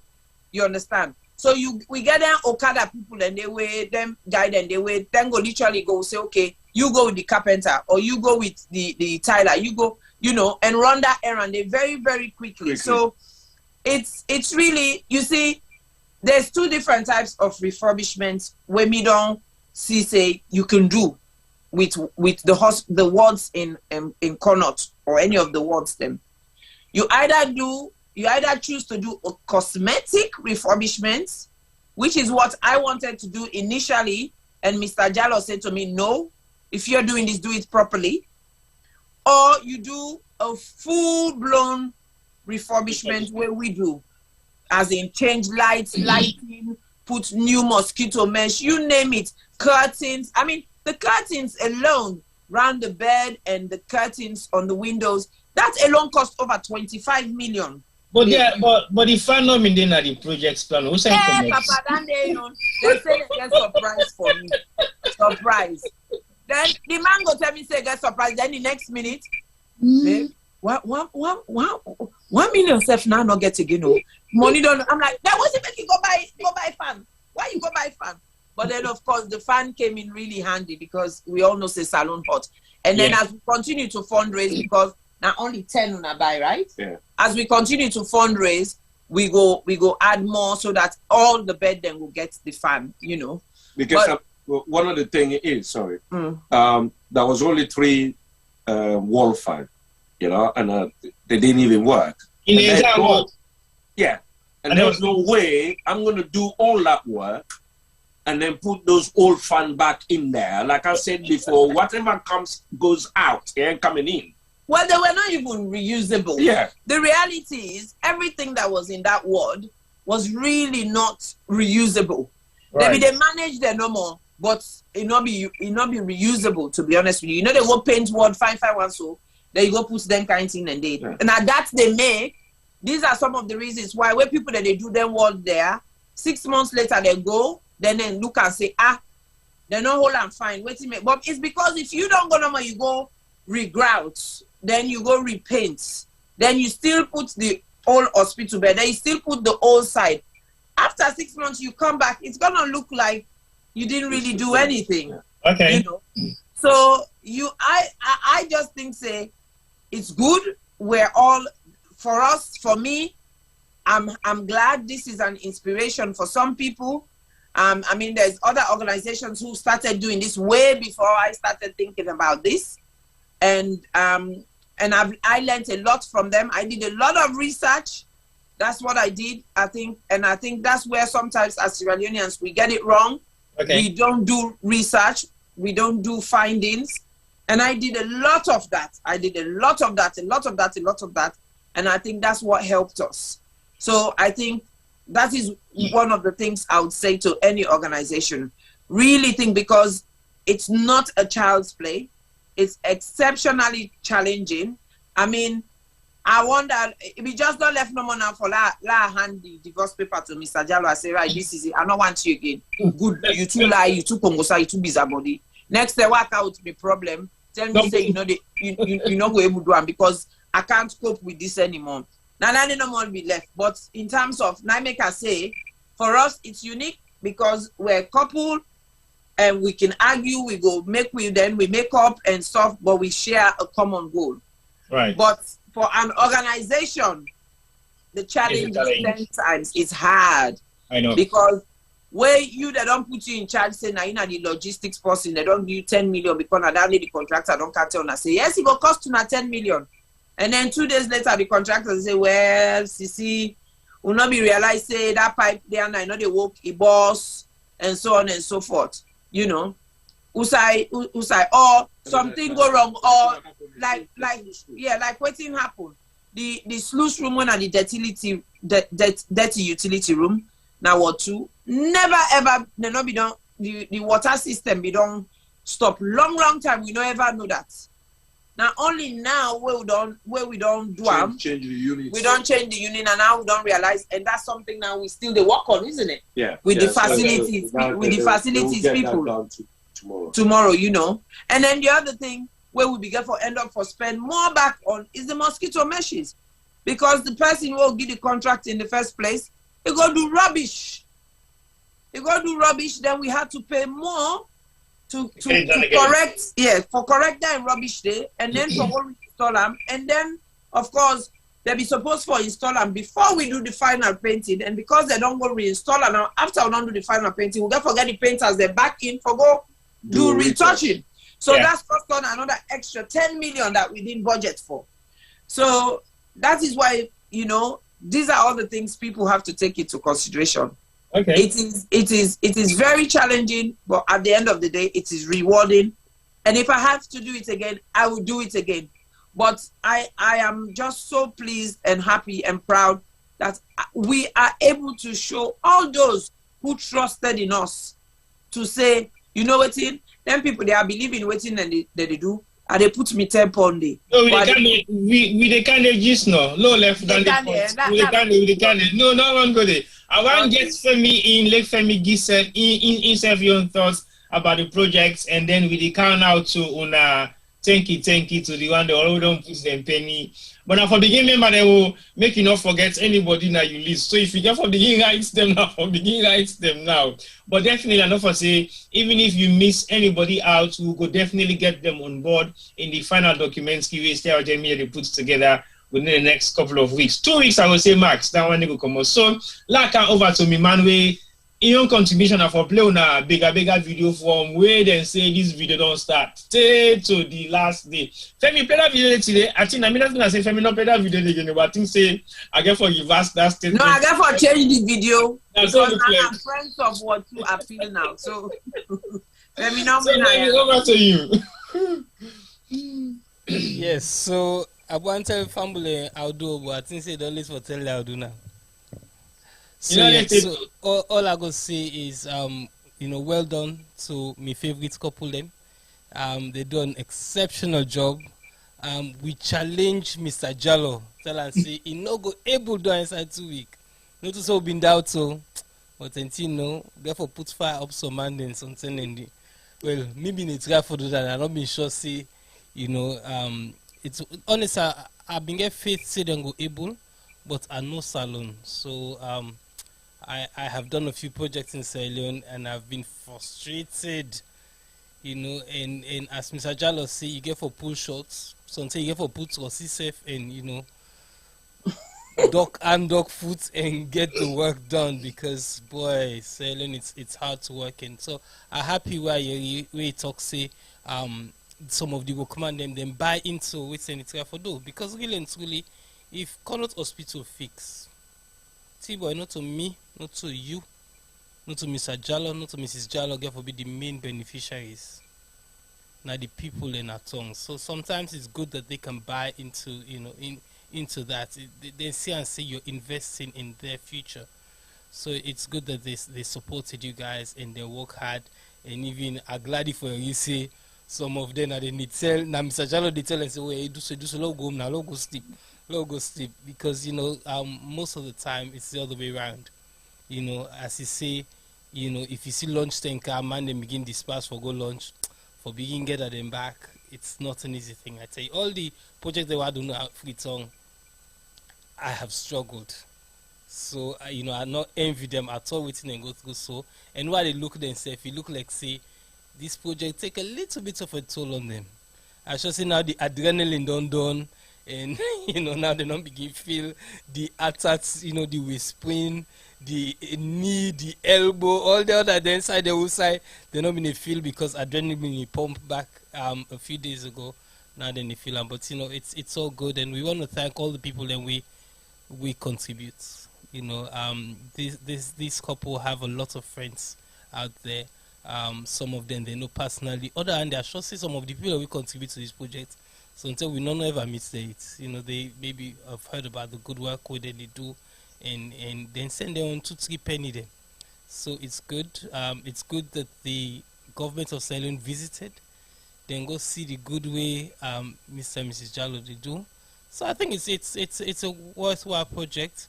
But now like see well, when you can if you develop a house or if you go develop something, you get the bug for go do and back, don't you so? Yep. I get a funny feeling say they so then you have to go back and back. Yeah, well, and back, and back, we'll cancel that later soon. So anyway, it's all good people. As T-boy say, I'm here for ask say I for stop for play this video.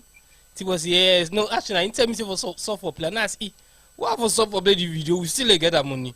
Now T-boy say no the project don't done now. I say T-boy but we still get that money because that project they not get forever though. But I'm glad we asked I don't see we can change the video a little bit because really phase 1 or phase 2 or whatever they want call that phase they don't done. But the project we not done it. I totally agree with you, Femi. The project's not done yet. It's not a project that will end because not for fix and for make, now for sustain and make sure say it becomes sustainable for the beneficiaries the way specifically that Sierra Leone day. According to some of the reports we get from the medical director, then challenge the one whole country is on record to say Ward 2 is not one of, but the best word now the entire country. And in the challenge anybody for come with any evidence, whether be it private, be it NGO, be it government, or be it anything, Ward 2 has been declared to be the best word in Sierra Leone. When I don't see the video, and when I don't foresee definitely video in the lie.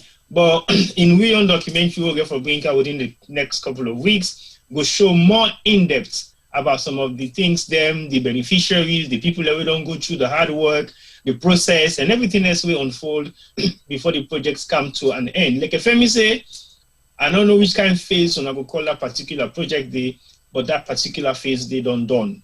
Now we come to the second phase of the project. So I want to give Mr. and Mrs. Sisay Jalloh the opportunity for make them say thank you to not just one or two, but all the people that will come in their aid when they put out the first fundraising appeal, say we need support, and say thank you and how much they appreciate them, because without their contribution, this project may for still be an ongoing project with something for the call white elephants in the room. But knowing Mr. and Mrs. Sisay Jalloh, now they own bank no more go book, but for as long as they don't put a deadline, and that deadline they will be met. So that's definitely why we sit down also today for complete phase 1 of Ward 2 in the renovation. So Mr. and Mrs. Sisay Jalloh, I will make una say thank you to those that have helped and made their own meaningful contributions for make sure say we don't complete this first stage of the Ward 2 project. So over to you guys. Well, I think I'll do that on behalf of Mr. Jalloh. But we want to say thank you to everybody. I'm not going to name names because I think for me, there are some people who did not, they not be get the opportunity for donate 1 pound safe or 1p or 1 leon. But the food soldier job where they do, it probably equates to that person where donate 1,000 pounds or 2,000 pounds or 3,000 pounds. The sharing of the links to say, please donate to this cause. The backing, the reassuring people say, yes, I sabi them people there, because we all know say in our community, we get trust issues because of people them bad experience or hearsay here and there. So you need advocacy. You need people that will go talk on your behalf, will go stand for you. And for me, that I feel very proud of, say, all the people them will believe in me, because I go say Mr. Jalloh was behind the scene. But when I tell the story, all the people that will say, you know what, we're going to jump at this. We would support you. Then people that I want for tell them thank you. And they know themselves, I don't need for name the names. Of course, all the organizations them, we also don't do the only tool here and there. I say thank you to them. Of course, all my friends and family, me colleague nurses them, where they work in different other hospital settings, we also manage for resource and get equipment where we able to take. We tell them thank you. We, like we say, we began for high rent 3 garages. So imagine for 1 year, 3 garages, each one every month now close to 120 pounds. So just garages, just storage alone was costing us close to 4,000 pounds. And this again was coming out of our pockets. So it's cost us a lot, without no doubt. It don't make we dig deeper into we savings and so on and so forth. But I think one thing where me and my husband get in common, we go look ourselves and say, yes, we did it. And we're proud that we made everybody who believed in us and trusted us, or who made that sacrifice to donate, or for tote water na the aid, or for help cook, blow fire, and do anything in whichever way. We've made them proud. We've made it worthy for them. I get somebody who don't die now, God rest her soul. It's very interesting. It's only few weeks ago I realized, say, this lady who don't die, be set up direct debits na the account. And this is the late Mrs. Olivia Macaulay. Since I started the C World Cancer Conference, she's been one of the people who've been donating £10 every month. And that's even before she had her own diagnosis of cancer that led to her death. And so that really, really touched me. So people like that are people that I've put on the plaques, because I just look and say, no, somebody needs to remember you. somebody needs, and that's something, because the plaque is not the way I want it, I will not take a picture that I will take to her family. Once I redo it, I will actually take a picture that I will take to her family to tell them thank you. Because although people knew this woman to be a giver, I don't think people really realized, or in family realized, the extent at what she went to give. So for me, those are the kind of things that gives me the inspiration and the motivation to do more and more and more. And so I want to say big thank you. Thank you to everybody. Thank you even to just those who, when we come on, when the health show comes on, they come and view. Whether they learn something that they take to go and support somebody else or support themselves, I want to thank everybody. Everybody I want to thank. Because like you say earlier on, or as Femi said earlier on, there are people that even donated that we don't know who they are. Because they do, I mean, our workplaces donated and they don't get no connection with Sierra Leone. Or the friends of friends donated and they don't get no connection with Sierra Leone, just because that person, they tell them, say, this work where this person they do a good oh. And then because they get trust in that person, they then believe, say, well, if I trust you, then you've made a good decision to trust that other person there. So we appreciate all that, and we're very grateful and we're very thankful. And as we move on into the next phase of this project, we continue for Askuna continue to be generous in whichever shape and form, because guess what? I think for us, this is soon going to become an addiction. We don't start. It's what next? I mean, before they come out, na free to anyway, I already don't know what's next. Before you go to what's next, tell us about the support tree network waiting about two outside now, where they encourage people and for donate, and why you feel to say that tree they could be meaningful to the people and we still get for contribute towards Ward 2. Well, I think that's the Friends of Ward 2. Yeah. That's the Friends of Ward 2 tree. We already get certain names them. And like I said, some of those names, they probably didn't give a penny, but waiting and do for me, it's very, very appreciative. You understand? These are people, when I will call them, I'll give my own little sister Nuna Tunis as an example. Nuna, I'll call her, I said, like, when one of the plaque them run late, I'm like, Nuna, they don't deliver this plaque na me work. Are they salon now? Go na me work, go collect them, carry them, take the picture, make her see, go find out how much DHL, blah, blah, blah. She doesn't even ask me, oh, attire, or say to me, no, it's like, okay. So it's pretty much, she will do as she's asked, you know, or literally told to some extent, and without even, you know, having any hesitations. So for me, I want people like that. Anybody within that word, they were able to read and write. When you're stepping out of that word day, you look at that tree and you know, say, you know what? Whatever luxury where I don't enjoy now this world, some of these people or these people on the wall have contributed to it. And as we go along, because we all know one of the biggest challenges is sustainability, maintenance, and upkeeping. So that tree would represent fundraising to ensure that we continue to have the funds we need to sustain the ward, not just the ward as in the infrastructure, but also the staff, maintenance, the patients, because up to plates, dinner plates, I bought for the patients, up to cup, up to a water dispenser, so that there's no need for they buy that grafting water, so that, you know, so all of that. So that needs to be refilled. So if I get somebody who will say, okay, me go volunteer every month, because with the container now, because we don't get the container them, for refiller it's just about 15 to 20,000 leons. Okay. You know.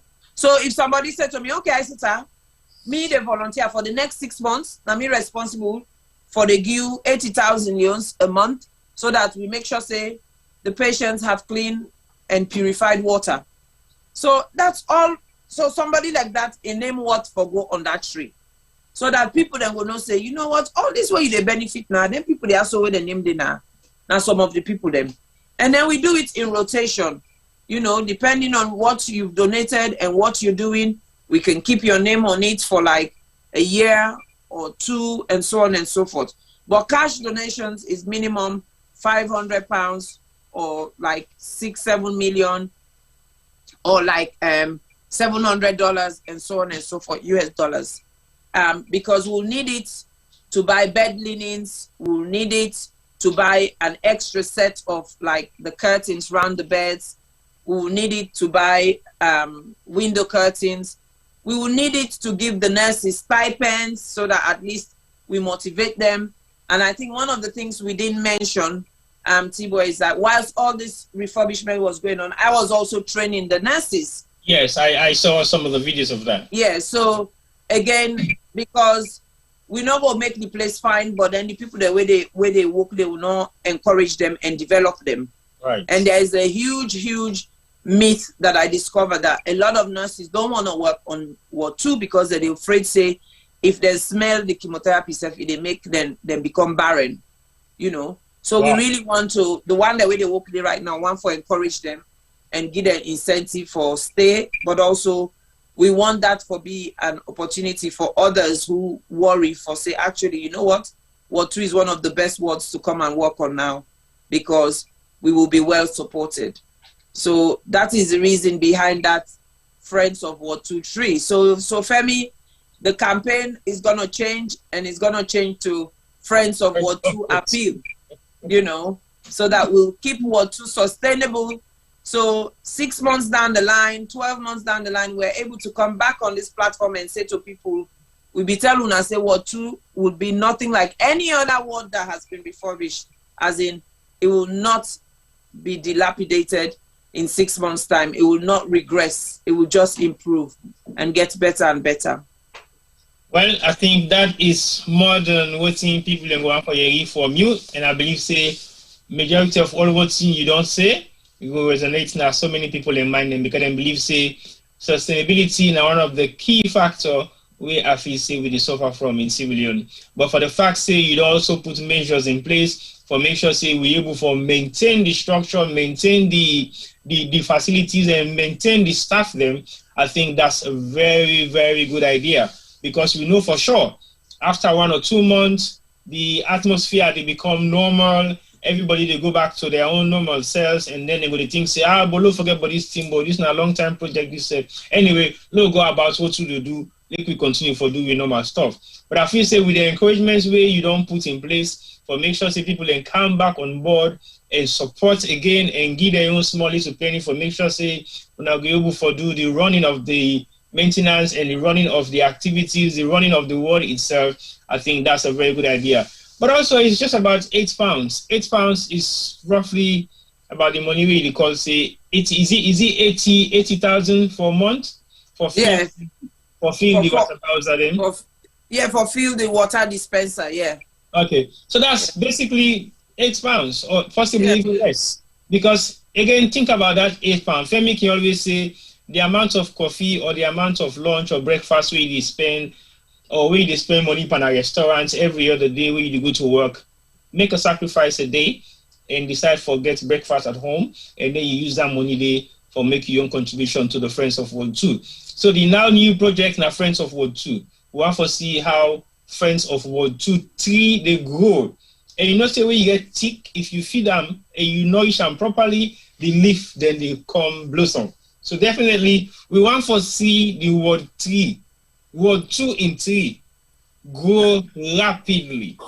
And how we go know that day? Now by the leaves then we attach to each particular stem where they grow. Because if we not make the tree grow with buckle leaves, it means Friends of Ward 2 is not doing well. So we get for work very hard on that particular section there and make sure say we target we own personal friends then. And tell them, say, no, me man, make at least 2, 3, 4 months contribution. If not 40 pounds, we will pull on a yarn and make sure say that 40 pounds they don't go for one particular element where it will be able to satisfy now the Ward 2 setting. So I want to say thank you to Mr. and Mrs. Sisay Jalloh. I think say we don't exhaust with time so far, and like you always want for go take time and rest. I feel say Mrs. Jalloh, we don't get so much chats from the group and people, and they make few comments. Mr. Jalloh, you don't get a spa.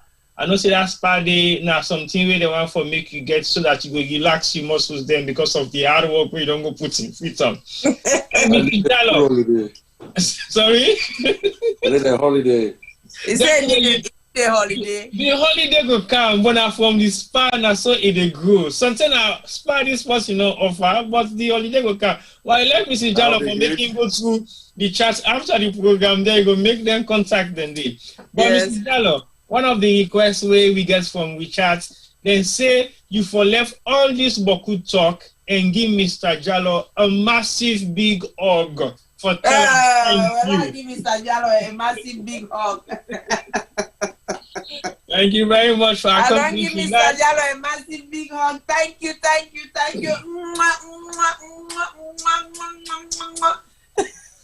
Well, there is no. Yeah, you see the thumbs up,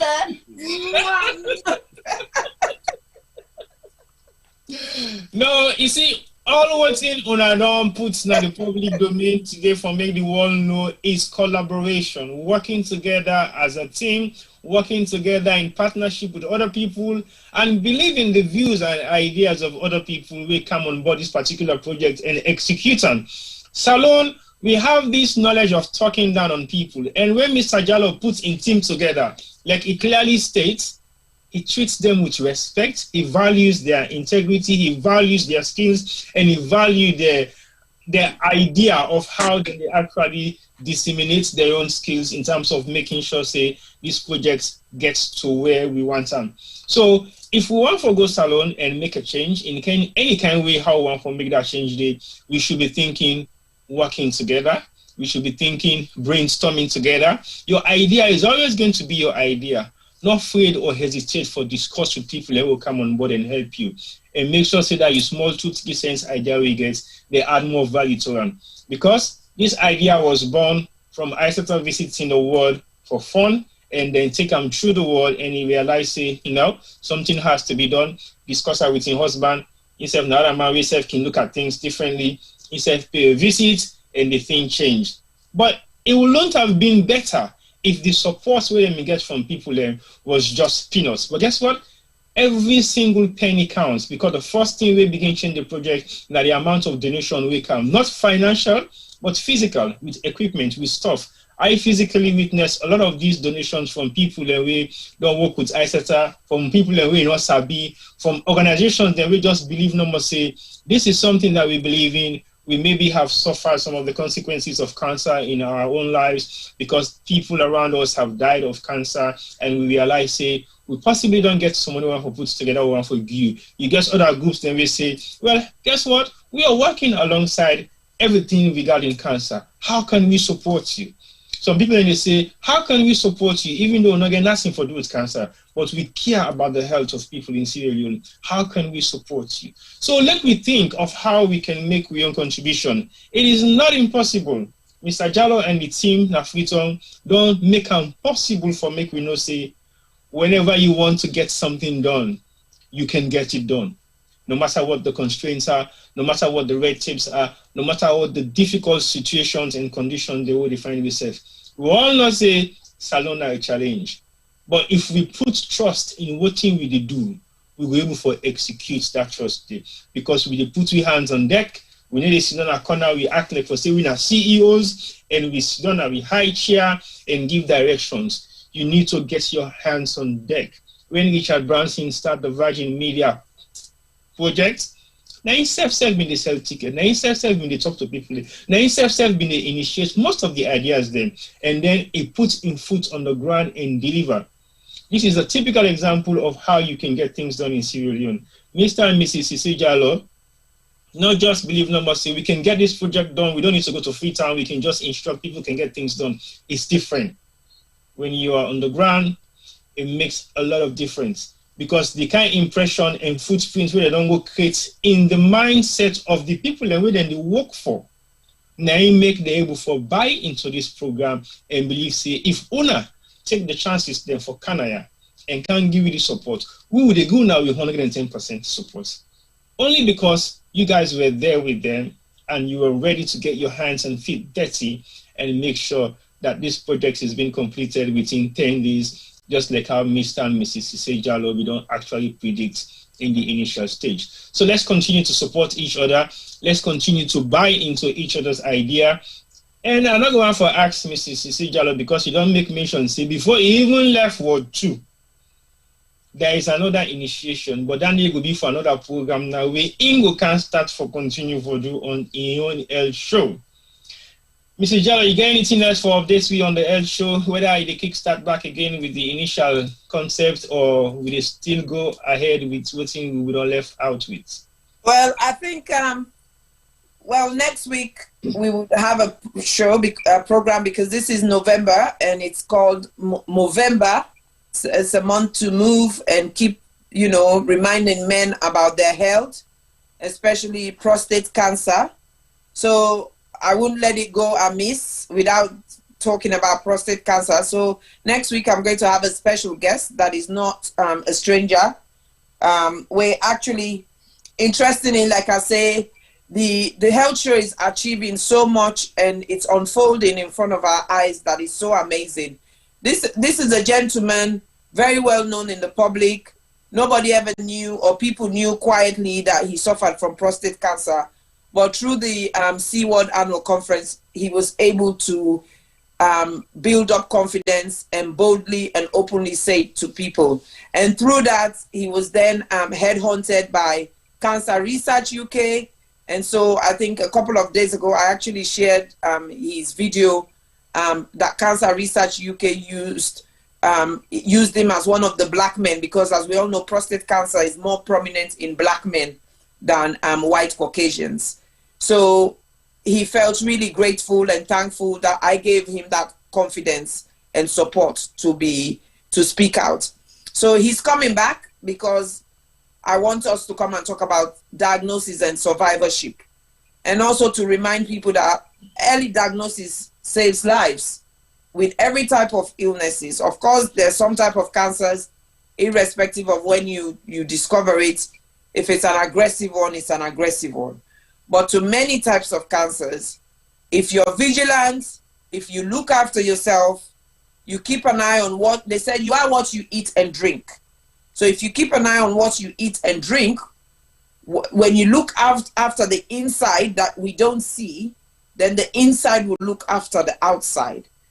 And if you know yourself and you're very vigilant so that you can pick up symptoms as quickly as possible, then you can go and seek help as soon as possible, and hopefully things could be nipped in the bud. So that's what we'll talk about this November. And then, of course, I think I'm probably going to take a bit of a break because, like you said, I will be doing things, but maybe not live shows, but putting up things that will still keep people going. But like you said, the Ward 2 project really, really took out a lot on us. And also for most of the people who are close to me, they're aware that just only in July, I lost my mother, and that was unexpected. And so I'm still grieving, and I think probably Ward 2 did not allow me to grieve. It was a distraction therapy, which was good.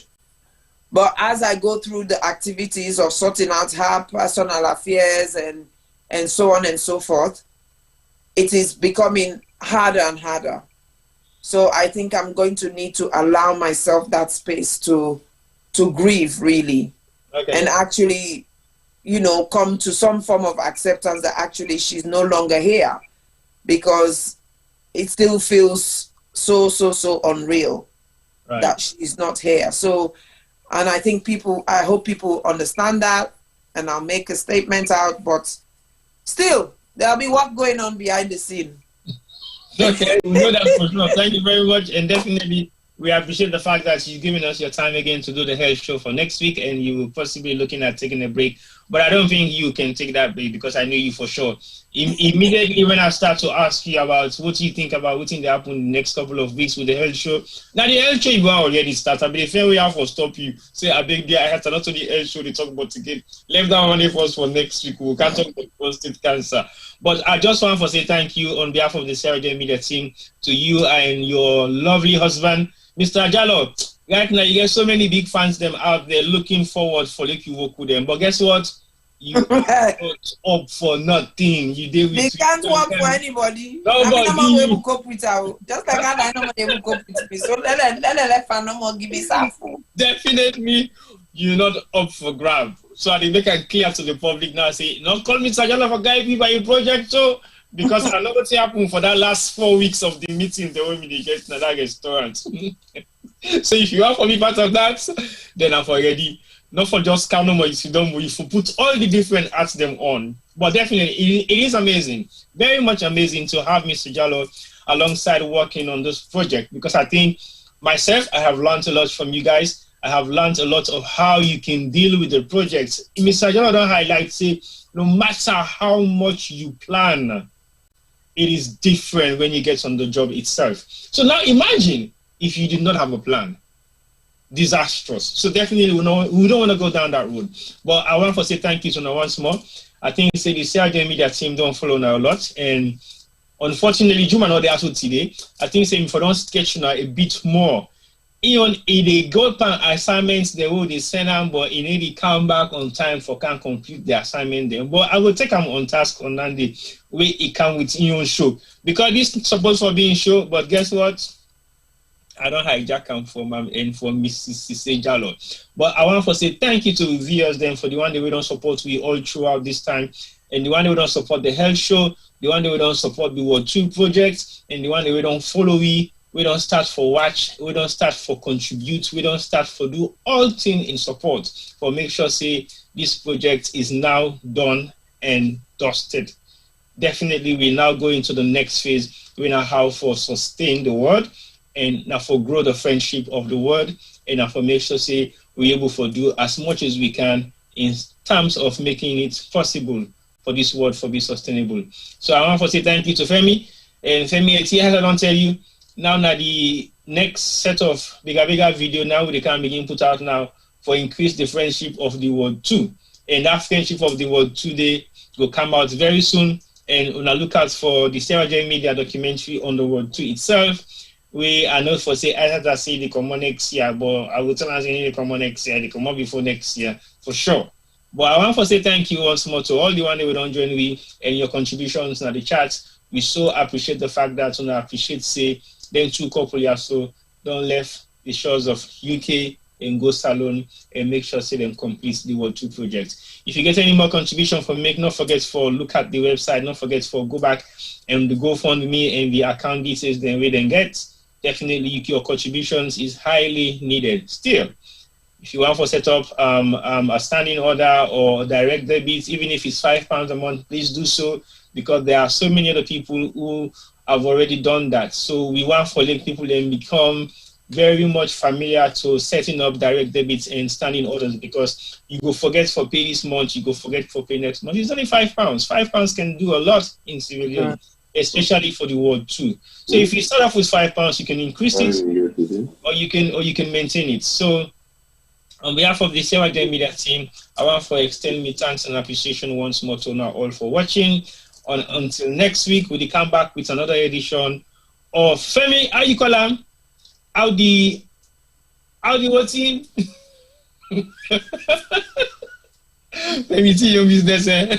How the go? How they go inside the Republic. Well, we'll come back with another version of how they go inside the Republic next week. And we go and see exactly what thing will be the contribution of viewers and followers because next week we will open the phone line to the public. Next week now we and Una get the show. So now ready because Juma don't plan for we. It don't get boku thing and for look we can talk about for next week's show. So until next week, I want to say thank you and tata on behalf of the Sierra Leone Media team and the health show in partnership with the Cancer World 2. So I go sooner next week. Bye-bye from me. This is the Connaught Hospital, opened in 1912 by the Duke of Connaught, Prince Arthur. Lately, in 2006, 5th May, it was reopened by President Dr. Ahmad Tijan Kaba late, alongside the Princess Christian Maternity Hospital, PCMH. Connaught is situated along Wallace Johnston Street, Freetown. It serves as the principal adult referral hospital in the country. For over years, this hospital had suffered numerous challenges, both natural and artificial. It is almost in a state where patients are afraid to be admitted there. Others are there because of no option, while some still have faith in it. Isatta Sisay Jalloh, Chief Executive Officer and Founder, the Health Show Partnership Program, THSPP, a United Kingdom registered organization, is about to turn things around in this hospital, even though it's just in a particular ward, Ward 2, which is the female surgical ward. It is about to be refurbished and install of ultra-modern equipment in it.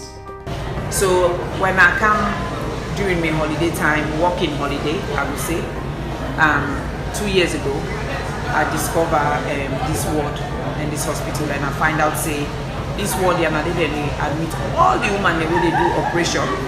But most importantly for me, now because now the ward where they admit all the women they will get anything for do with breast cancer, we get for do with the bobby.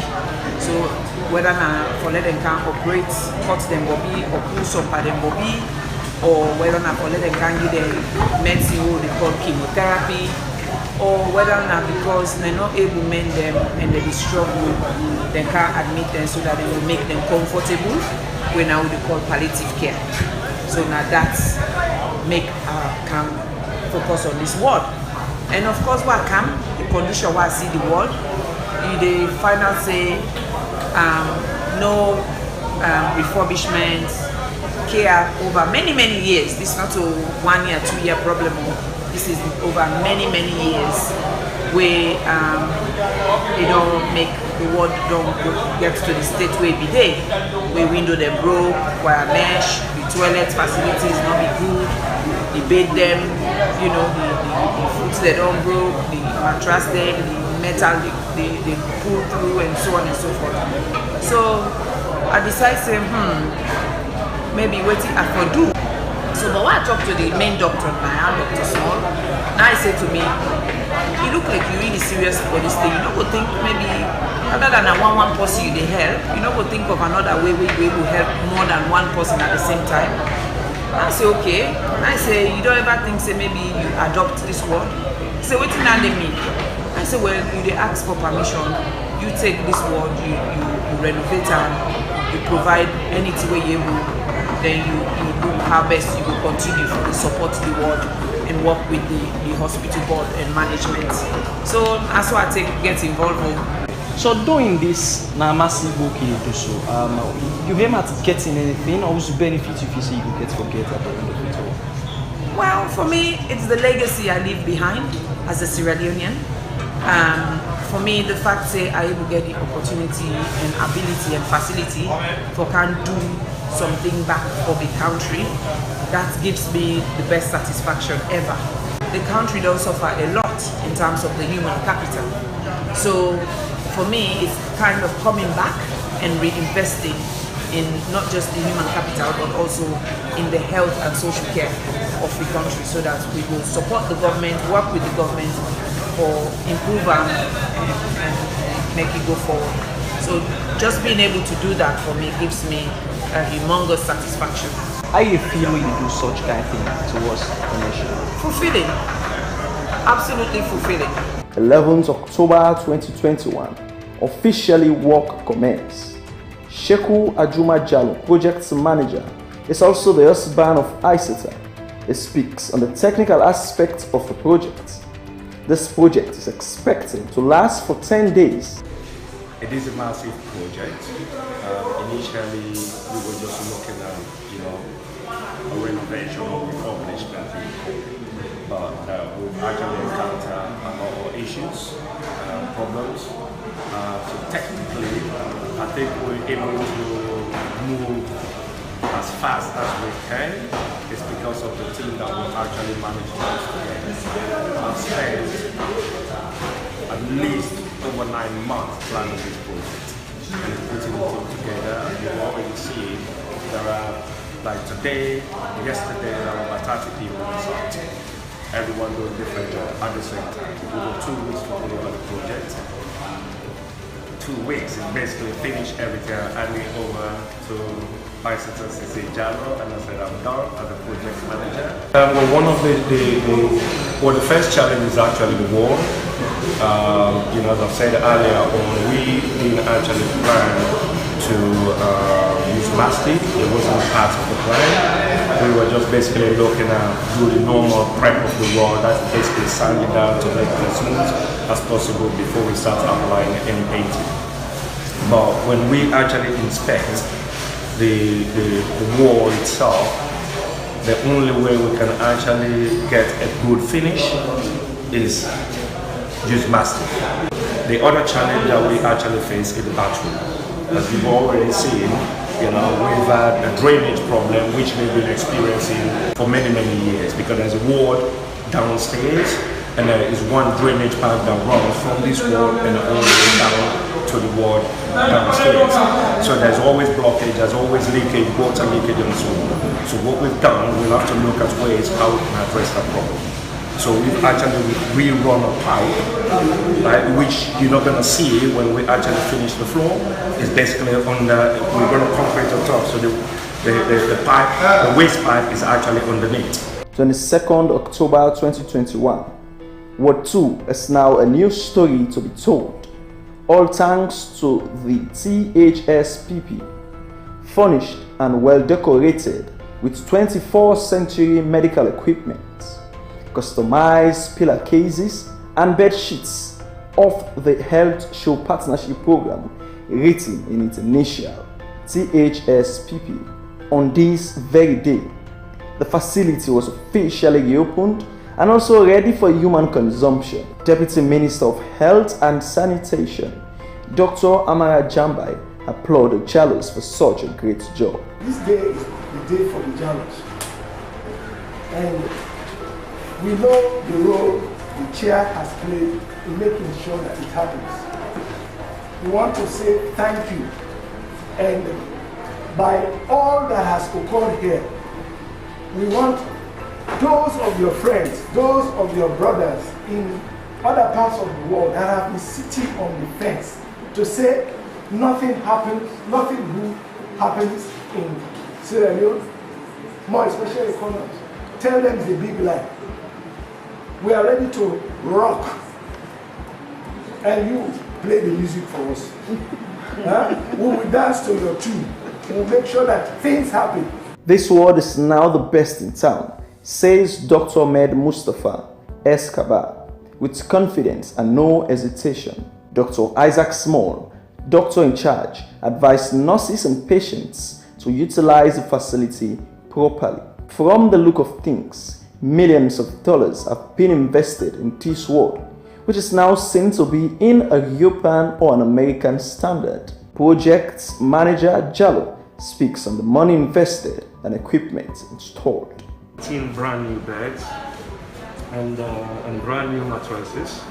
Now each one of these beds, they actually is about 2,000 pounds. Just one single bed. Right? So like the side unit you see this is 799 pounds, and the shorter one that is on the far end is 699. So I mean there are equipment, some are used, that are donated, and so as you can see, some of the stuff that are actually on our, medical items that are in the store. So there is a lot of stuff that is actually, we basically shifted 40-foot container. To climax the ceremony, a tour was taken around the facility, led by Mr. and Mrs. Jalloh. At the end, plaques were unveiled by the Deputy Minister of Health and Sanitation, written with people who have contributed towards the success of this particular ward.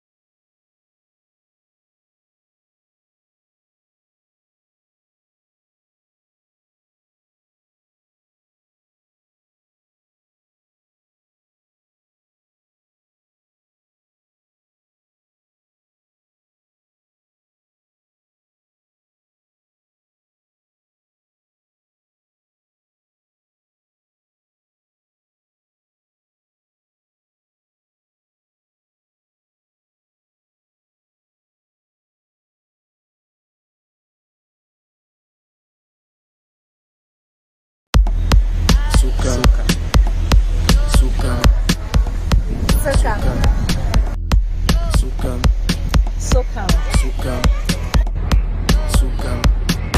Oh, Sukam. Sukam. 21 to 22, the place is up now for me and you. Yeah, that's nice something for you. Just pay for a room and a table too. Yeah. Where the party at? Sukam.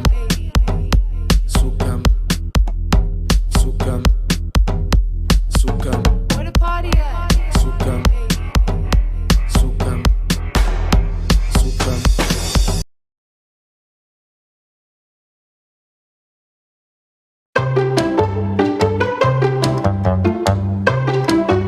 I need for go so Connaught this December. Shake it to the music, not so you and then get stressed. Every day you wake up as then say good morning, you don't touch stress. That now for we back where wake up, back way.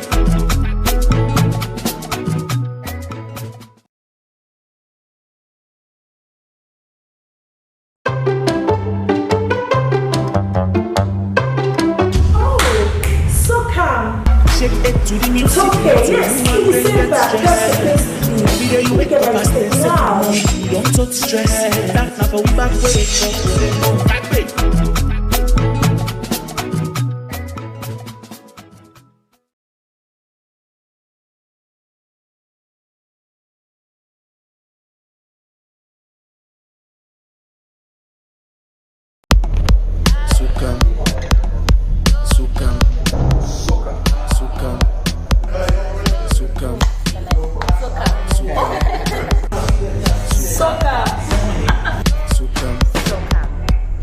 Like 21 and 22, the place is up now for me and you. We dey get some nice something for you. Just pay for a room and a table too.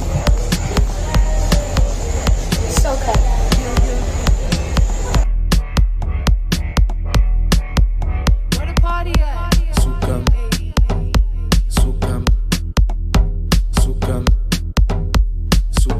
Where the party at? Sukam.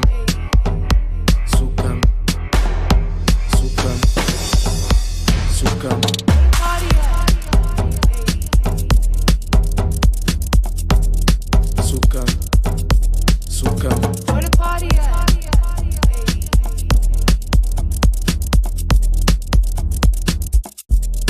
That 21 and 22, the place is up now for me and you. We dey get some nice something for you. Just pay for a room and a table too.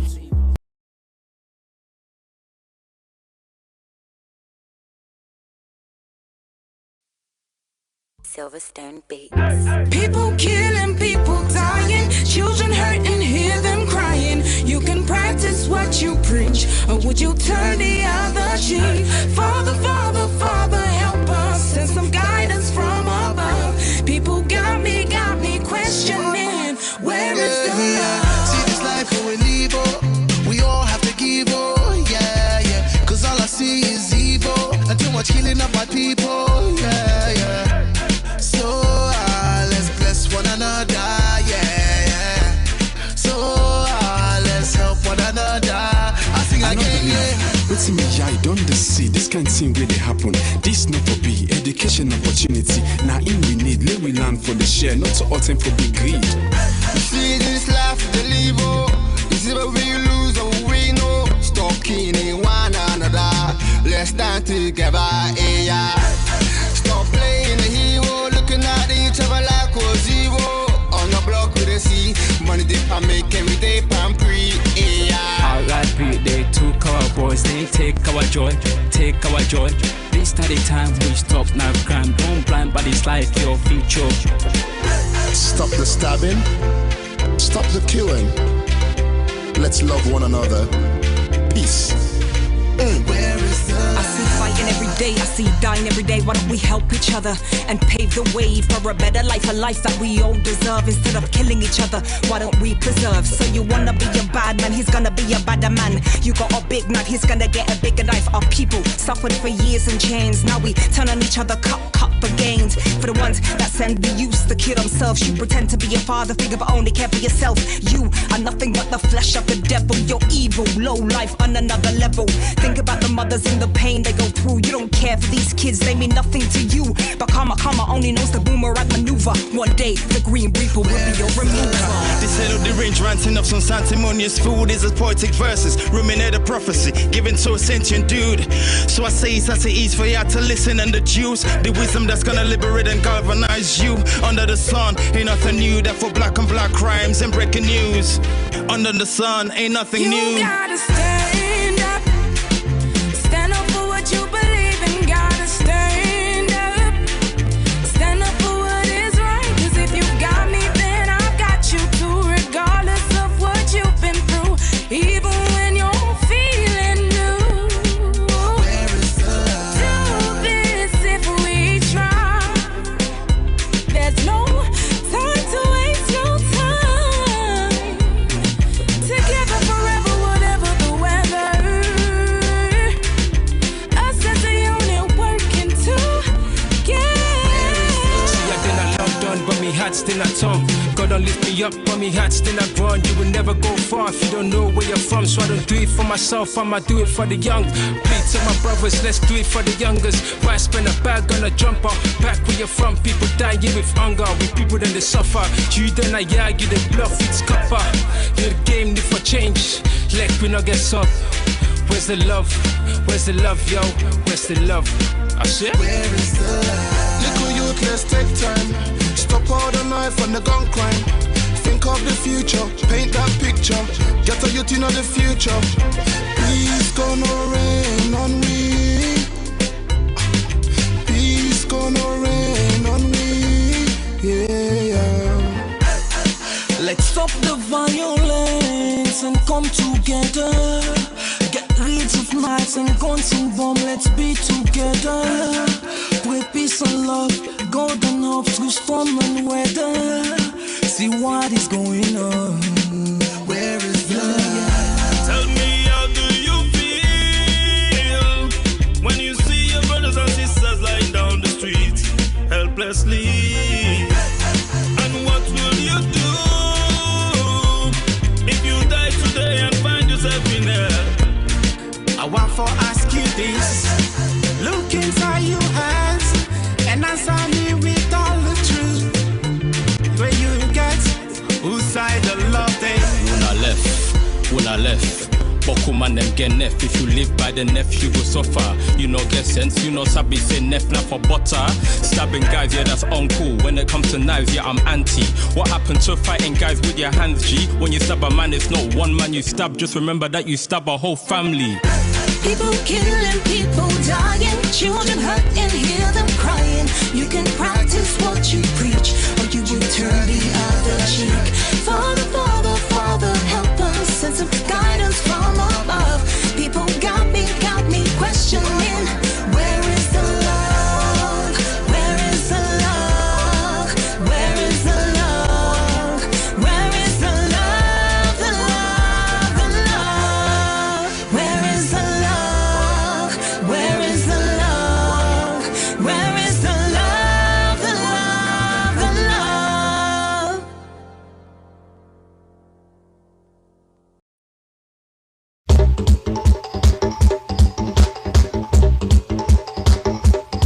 Now who's term this? Yes, this na term for all Salon people and them party them. Sierra Leone Media will be bringing you a variety of programs ranging from documentaries to discussions, interviews, news, views, sports, and entertainment.